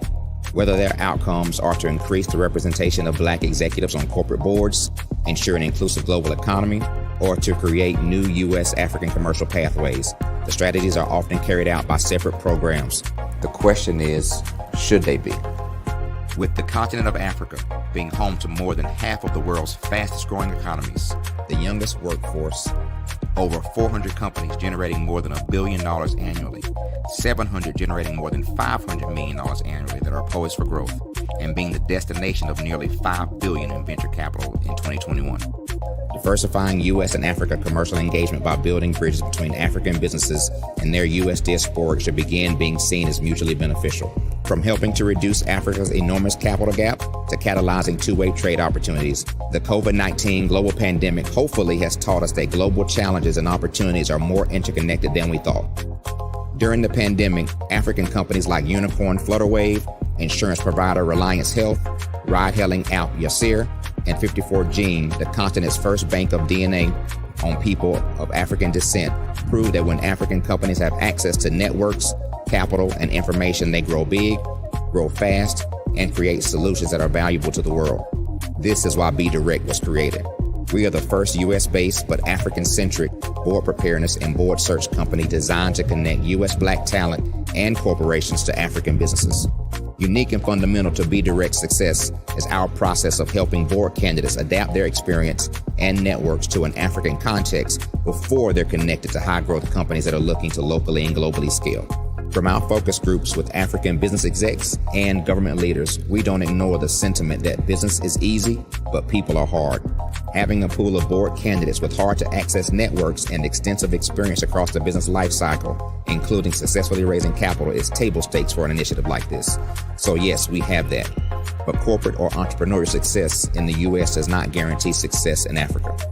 Developed alongside industry partners on the continent, our training program, BDirect Prep, is designed to transpose their experience to create cultural comfort, understanding, and a commitment to helping businesses in Africa scale. Our board governance sessions are African, continental, and country-specific, integrated with cultural awareness and dexterity training, masterclasses led by African industry execs, and mentoring and coaching from African continental-based facilitators. But even more unique to BDirect Prep, we cap off our training program with an immersion trip to help candidates that have not been to Africa before see and feel Africa's complexity and opportunity from African soil. We all know traditional network-based board placement has historically left a lot of us out of ever really being in the paid board pipeline.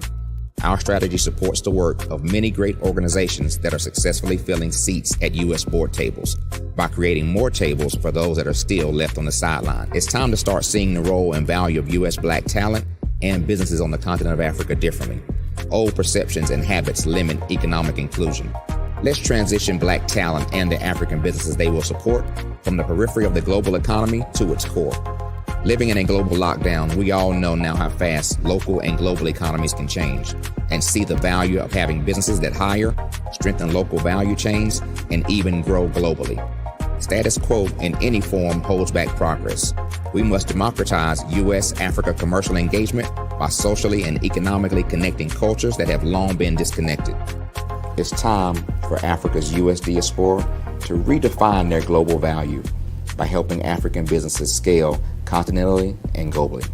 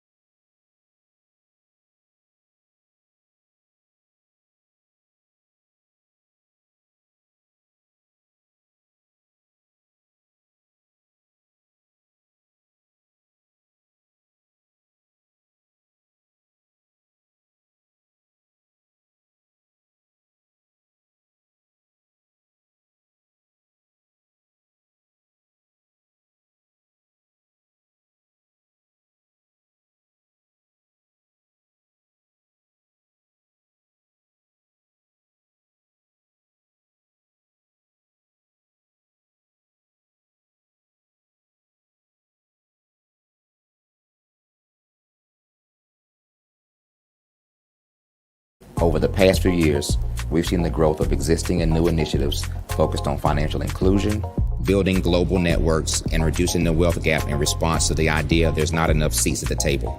Whether their outcomes are to increase the representation of Black executives on corporate boards, ensure an inclusive global economy, or to create new U.S. African commercial pathways, the strategies are often carried out by separate programs. The question is, should they be? With the continent of Africa being home to more than half of the world's fastest growing economies, the youngest workforce, over 400 companies generating more than $1 billion annually, 700 generating more than $500 million annually that are poised for growth, and being the destination of nearly $5 billion in venture capital in 2021. Diversifying U.S. and Africa commercial engagement by building bridges between African businesses and their U.S. diaspora should begin being seen as mutually beneficial. From helping to reduce Africa's enormous capital gap to catalyzing two-way trade opportunities, the COVID-19 global pandemic hopefully has taught us that global challenges and opportunities are more interconnected than we thought. During the pandemic, African companies like Unicorn Flutterwave, insurance provider Reliance Health, ride-hailing app Yasir, and 54Gene, the continent's first bank of DNA on people of African descent, proved that when African companies have access to networks, capital, and information,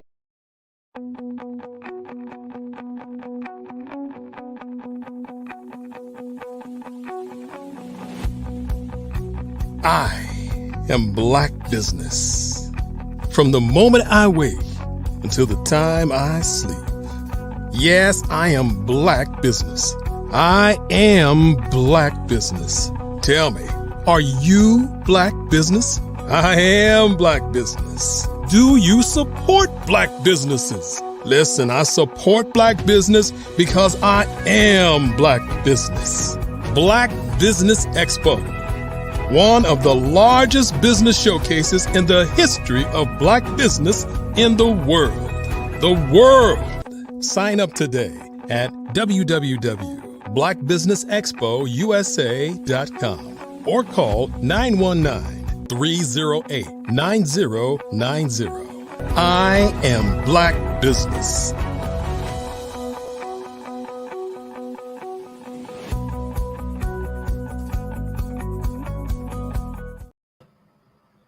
Good afternoon, business owners, entrepreneurs, and thought leaders, as well as corporations. Welcome to the Black Business Network. My name is Pamela Reeves.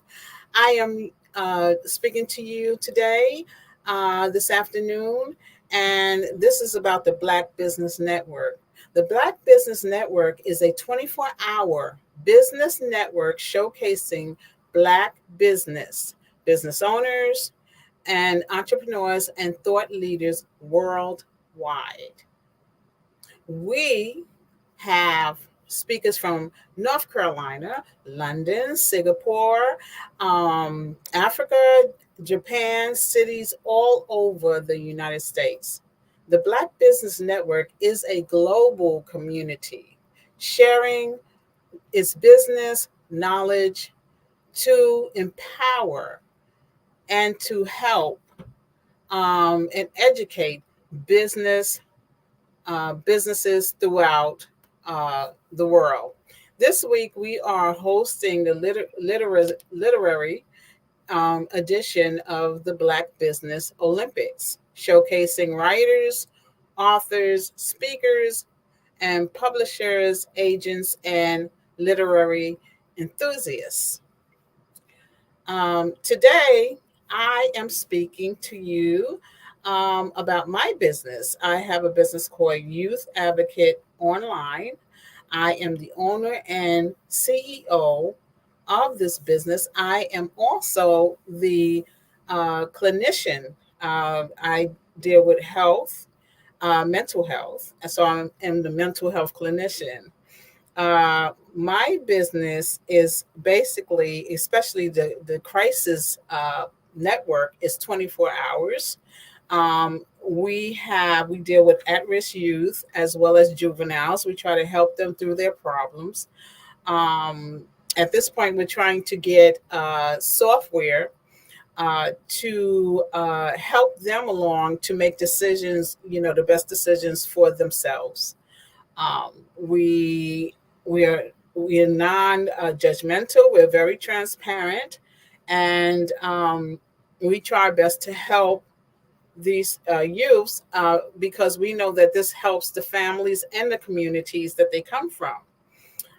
We try to right now we're trying to get interns. We're offering internships to individuals in social work and psychology through the schools. Um, we're looking for also online businesses to assign us referrals um, for future journalists as well as poets to share their works. We're looking for software programmers because we just started online, and we're willing to add software that is engaging for teenagers and that could impact, and help them, impact their lives in a positive way. Um, we have been in business for online for about, I'll say, 6 months. But we have been in business on a one-to-one basis for about, I'll say, about 4 years. And we have been working individually with them. The other thing I want to talk about is my book. I have a children's book that is coming up called Youth. I'm sorry, I'm a little nervous. Called Cockadoo and the Nosy Neighbor. And it's about a cockadoo. The cockadoo is a malamute. And what happens is he has a disorder. So instead of howling like most malamutes, he goes cock-a-doodle-doo. That's his disability. He injured his larynx as a pup, and he fell down some stairs when he was in the animal shelter. And as a result, he's unable to howl like most malamutes. And he goes through a lot. He goes through other puppies, discriminating against him and teasing him. And he has very low self-esteem at some points. But there's a point where he discovers himself and the great things about himself, and he falls in love with himself. It's basically a dog book, but it has a message. It has a message that, if you learn to believe in yourself, you can do anything. And it's just a wonderful book. I think most children would appreciate it, and most adults would also appreciate the fact that their children I'll say ages 6 through 9 will really appreciate it. That is the audience that I'm looking for, working with, and can buy my book. It should be available within September. Right now, I'm adding the characters to it. And so, the manuscript is already finished. So it's in the process of being completed. So I'm hoping that you go out and buy it when it's on, I expect it'll be on Amazon. So I'll keep you posted. But it is a really cute book, and it has a lot of messages about being disabled and are you really disabled, or do you see yourself that way? It has illustrator is myself. I'm doing the illustrations. I'm doing the characters. I'm putting the book together and the binding and everything. And so it should be a very interesting book. And like I said, I know that most children would appreciate it, especially those who have a disability. It's a very positive book. And so that's it. That's all I have to say. Um, and I appreciate, you guys, giving me the opportunity to share my youth advocate program as well as my book. I look forward to hearing from some of you.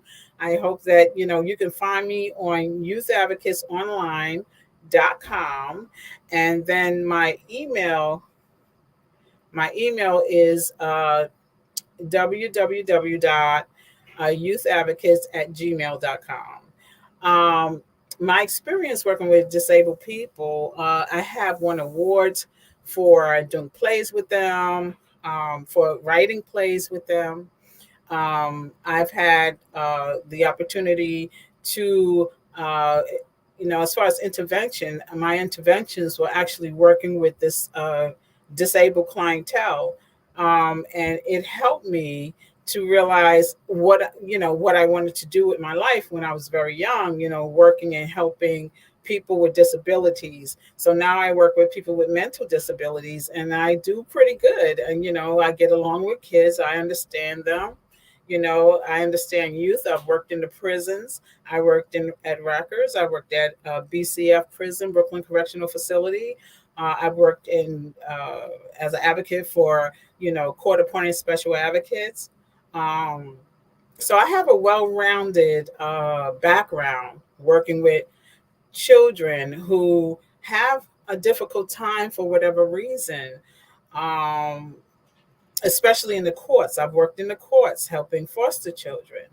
I've done a lot of work with children and young adults that are considered somehow they have a disorder or they have a disability, and I try to give them hope. I try to give them hope because hope is a strength and it keeps you motivated. So that basically is where what I do.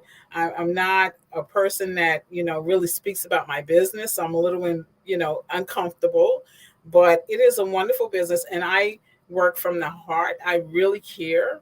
I really care about the people I work with, whether they're little people or big people. On the side, I work with difficult learners. On the side, I have a business called Pammy's Corner. And Pammy's Corner works with children who have difficulties learning. And so I use my puppets. I use all kinds of things to get them motivated and to keep them attracted to what I'm trying to do and motivated, because most of my work is online. I do a lot of work online. I'll stand on my head if it gets them to do what they need to do for themselves. I really try to do my best to go out of my way to make sure that my clients have the best teachings and are motivated to do the best they can. I do consulting and tutoring on the side as well. So I'm a kind of person that is very creative.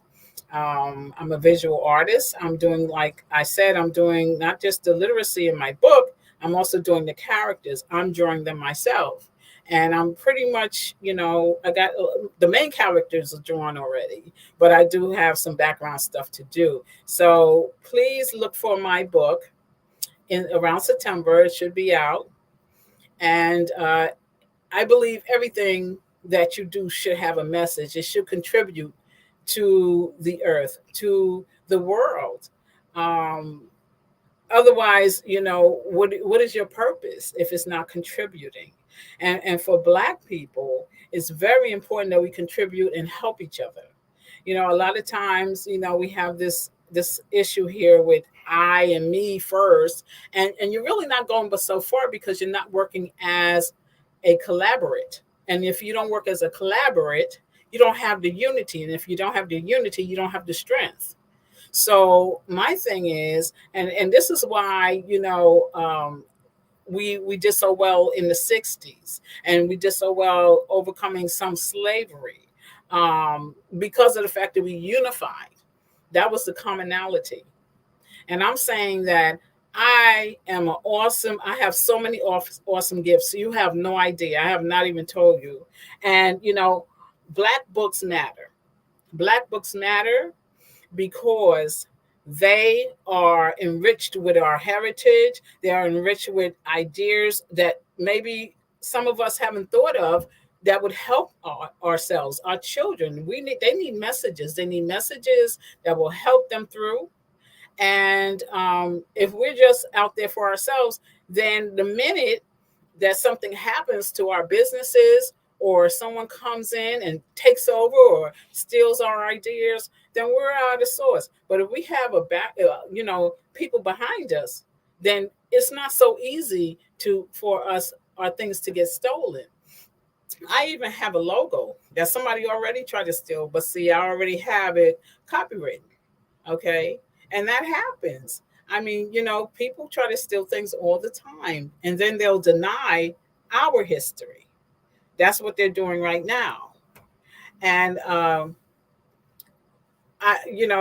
interested in knowing what book spoke to you. What book spoke to me? I'm sorry. What book spoke to me is The Bluest Eye, because The Bluest Eye was a book that talked about what we want to be. We don't want to be ourselves. We don't want to love ourselves. We want to love. We would rather be other than who we are. Okay, so we wanted blue eyes. Now, of course, some of us were so mixed. We're mixed. We have different color eyes, but the fact is that we feel that we're better.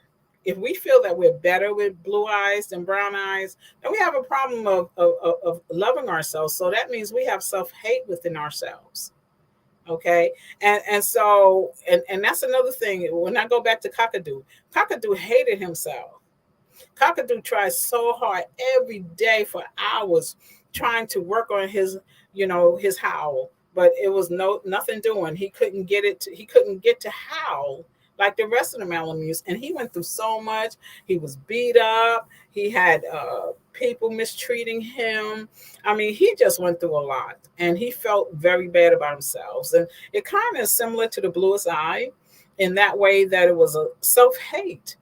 And then, only thing about Cockadoo is, which is different from the girl in the story, is that he did learn to love himself. And he did learn that his disability wasn't a disability, but a gift, because he was able to save someone's life because of that gift.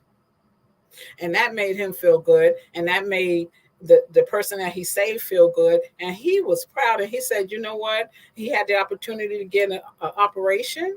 And he didn't want an operation. He wanted to leave his larynx just like it is, because if it wasn't for that difference, he would have not been able to save that person. So we must learn to love ourselves for who we are. I know I love myself. I think I'm wonderful, and I know I am, but I share my wonderfulness because I know I'm awesome. And so are you. I'm no better than anyone else, but I'm willing to say, yes, I am awesome. And I don't have a problem with that. I mean, I'm not perfect, but what the gifts that I have, I can do those things. And so I just want Black people to understand that it's way beyond time that we work together. You cannot assimilate. You may feel that you're in a good crowd and everybody's loving you and it's a diverse crowd, but it's not. It's not, because you and I both know that as soon as something goes wrong, and you're the one to blame. I know little kids that live in predominantly white areas that are African American that are already having problems, smart as can be. But if anything goes wrong, it's somehow their fault, even though they were just a face in the crowd of white kids. But it's their fault. So my thing is, it's very important not just to love yourself, but to make sure that you have that power, that unity behind you, because we're powerful. I want to thank the Black Business Network for this platform. I think it's awesome. And I also want to say that the Black Business Expo's mission is to fund high school seniors going to college or kindergarten through 12th entrepreneurs. This expo is a fundraiser for students.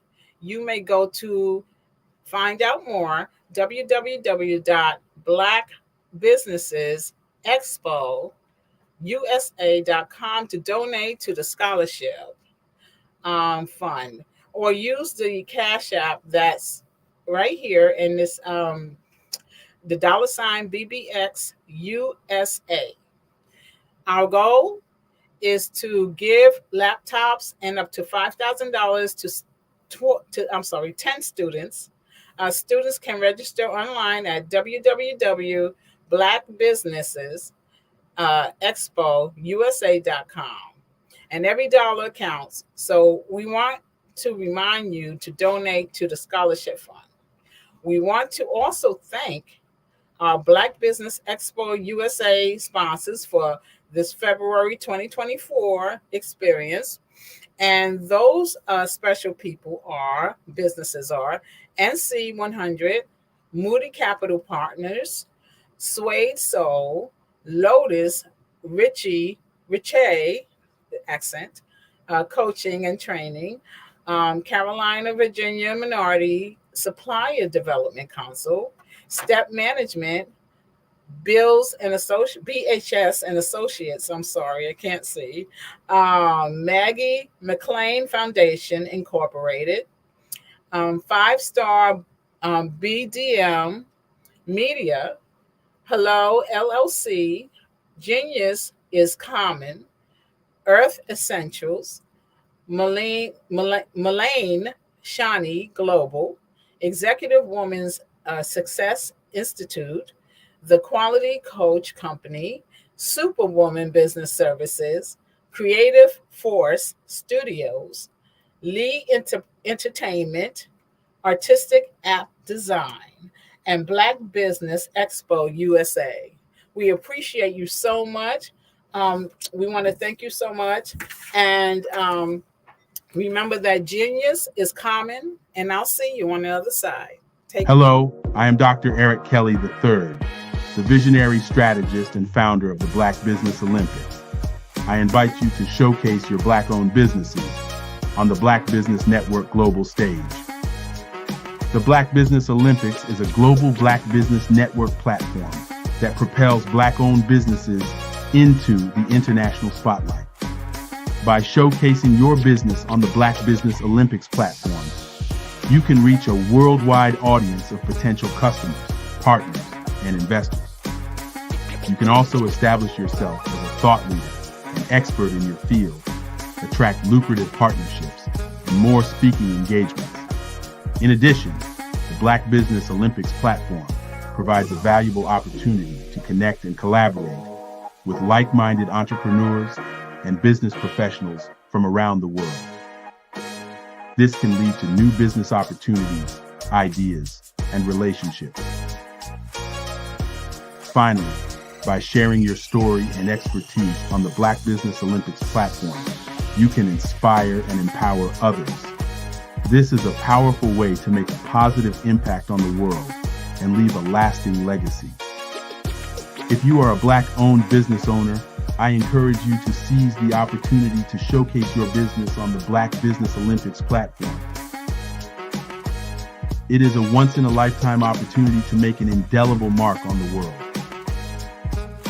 Be one of the 1,000 visionary entrepreneurs who are changing students' lives, shaping industries, and leaving an unforgettable legacy for their families. Unleash your voice on our global stage and watch your business thrive. Black Business Olympics is one of the largest Black business showcases in the history of Black business in the world. Yes, the entire world.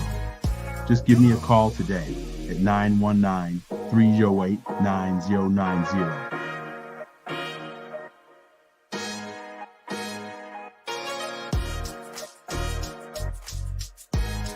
Artistry is a creative expression of something from nothing. You know, it explodes onto the canvas, or it explodes on in my work. One of the things that I try to do more than anything is I try to just give the lines and the movements and emotions and expressions into what I do.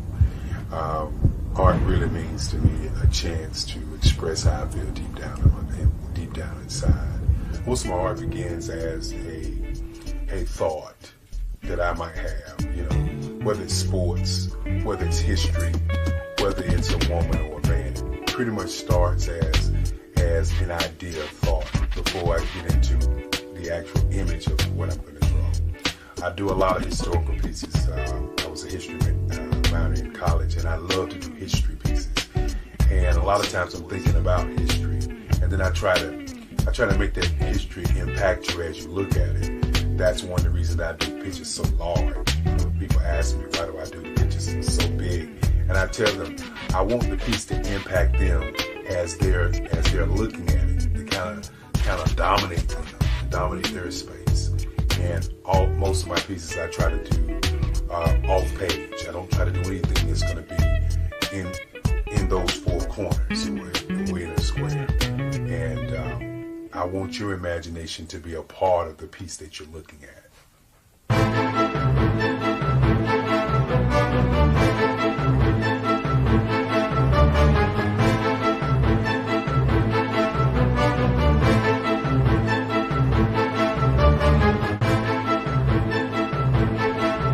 The way I feel when I'm drawing, when I'm creating something, is I feel free. I feel like there's an anticipation of something that's going to come. I try not to draw first. I try to draw second. And what I mean by that is I try to allow myself to kind of get into the piece and just relax. Sometimes I miss time. I'll draw 2-3 hours, sometimes 4 hours. And while I'm drawing, it's just a free. I just feel free. I mean, I feel like time stands still.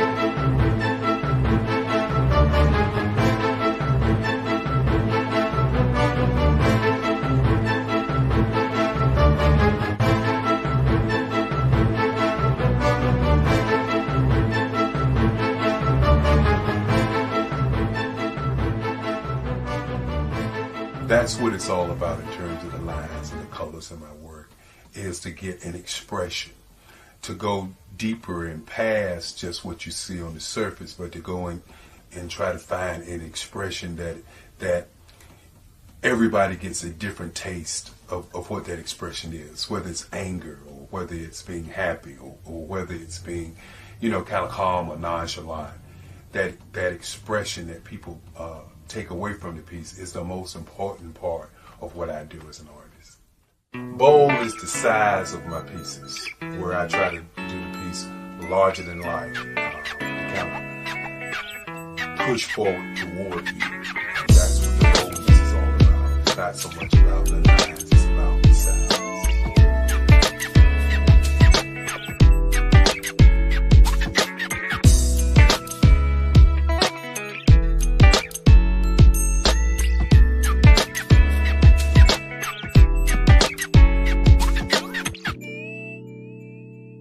The Face of Change art show is inspired by my mother, but more importantly, it's a historical moment in time as the pieces depict different emotions and expressions of Barack Obama. The 44th president is indicative of the 44 pieces of art that I have done in this particular collection.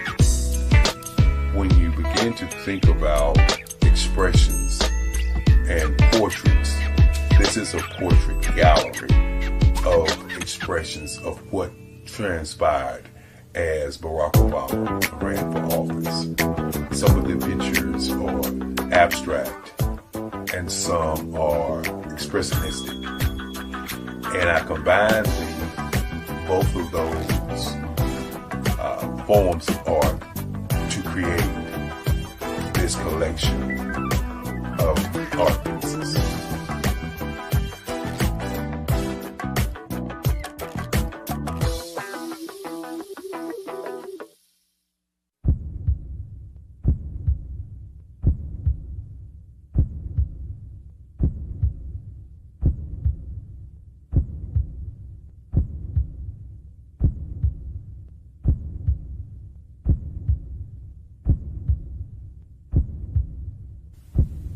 Overcomer, brilliant, ambitious, motivated. Awesome. Obama.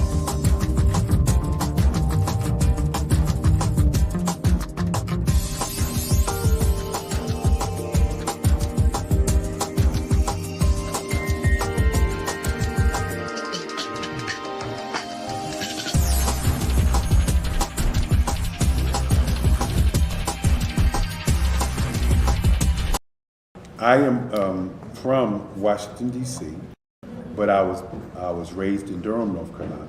I came to Durham when I was about 5 or 6, and then I traveled back and forth to D.C. because it's where my people are from.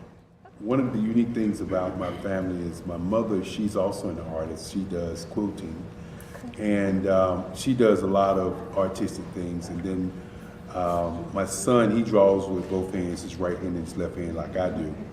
So that's kind of a family trait. And then my other son, he's a videographer, and my daughter, she works, she's a regional vice president for Sunglass Lab. When you start out drawing and sketching, you want to continue to explore, you know, each avenue. I do pastels, I do pen and ink, I do painting, I do acrylics. I haven't done oils yet. But I try to do all facets of art. What I say to a lot of times to people is, you know, you can't put yourself in a box when you're an artist. You have to explore. And over the course of my life, I've tried to explore different mediums. I also do sculpture as well. I choose my subjects by the intensity that they have in their faces, or the intensity that somebody is moving, because I do more than portrait drawings. I also do I do abstract, and then I do figurative drawing also. Well, what happened in this particular show is that I started out trying to come up with something that would be a little bit different than what everybody else is doing. So I was working on a Barack Obama show, and they wanted me to do some paintings of Barack. And so what I did was, because of the deadlines, I kind of did it kind of fast. And then I realized when I was doing it fast, I enjoyed it. And so then I started doing other pieces the same way, and I started to enjoy those pieces also. And so I came up with this particular style. And it's a style of lines and colors. And what's interesting is that when I was in college, I did a show called Lines, Colors, and I talked about the boldness of the blacks, the hotness of the whites, and this is how this has come about, you know, later on in my life. And the colors comes from a lot of the entertainers that I work with, where they wear different colors. They don't wear, you know, your plain reds or your whites. They wear different colors, and so that's also another piece of what's giving me the colors. The subtitle of this show is Faces That Speak Life. That's real critical. Faces that speak life. Each one of these pieces is a life source and a life energy that's being put on display for people that are looking at it.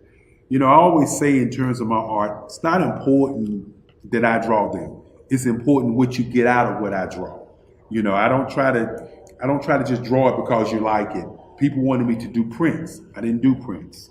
You know, people asked me to do different people, but the people that I choose are people that make a difference in the lives of people in the world. So the human landscape idea was, again, as I say, the lines represent your emotions, it represents your ideas, and it represents your journey as a human being. And that's why you get the different pieces and the different looks.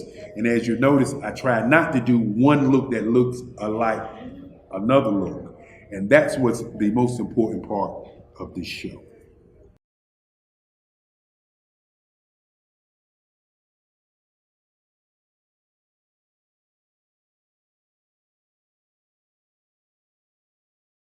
Absolutely. So our coaching program help people that have the lack of time, that lack strategies, and lack the confidence to go after their dream life. So we help them implement tools. We help them implement. I love the lead inherited lack of finances or the education behind finances. But it wasn't until I lost my firstborn, my only son, that life changed for me.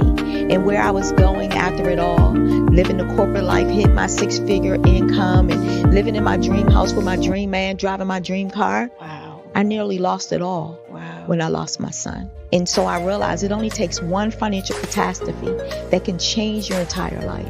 That's what made me start All New Beginnings. Because no matter what's going on in life, there's a new beginning. And because of that, we develop a program called Wise Minded. My little slogan is, don't just dream it, let's live it. If they want to connect with you or work with you, what is the best ways for them to be able to do that? Well, for my social media guru, you can connect with me on every single social media platform as Tanya T. Morris.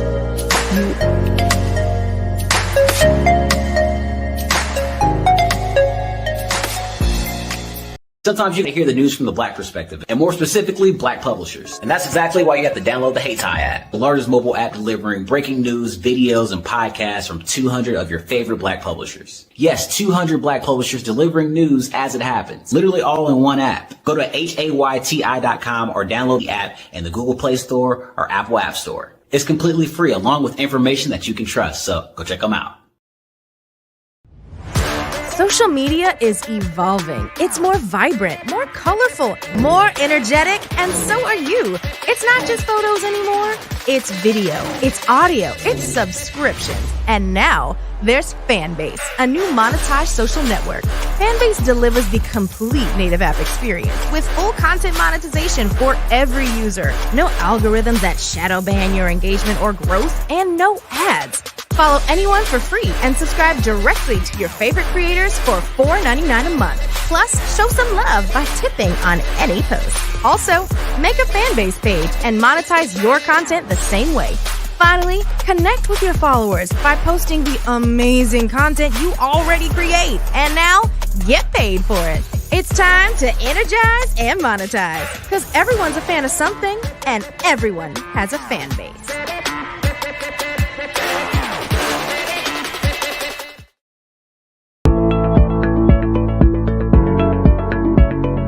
Prepare for what's coming and dominate in economic winter. Stand strong and thrive by showcasing your great products and services globally through the Black Business Network and Black Business Olympics. The Black Business Network has showcased over 2,000 companies with over $7 billion in sales each year. Over 10 million attendees have viewed the rebroadcast each month. Through the Black Business Olympics, unique styles of business training and mentoring are turning students into business owners and entrepreneurial warriors who will dominate in any economy. Gain the ultimate advantage of the Black Business Olympics, 7 days of unbelievable topics and speakers speaking around the globe. Donate your time and experience to provide expertise and scholarships to students worldwide and change the world. Now, more than ever, new insights, tools, strategies, and capabilities are needed. This is your chance for a major presentation to the world.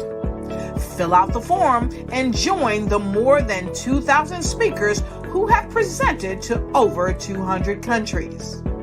Join the Black Business Network streaming live into the Metaverse, STEM City, Black Multiverse Enterprises, Hulu, Amazon, YouTube, iHeartRadio, Apple, Facebook, LinkedIn, Pod TV, IBM TV, Spotify, and Google Podcasts. Sign up today. Spaces are limited, and we will see you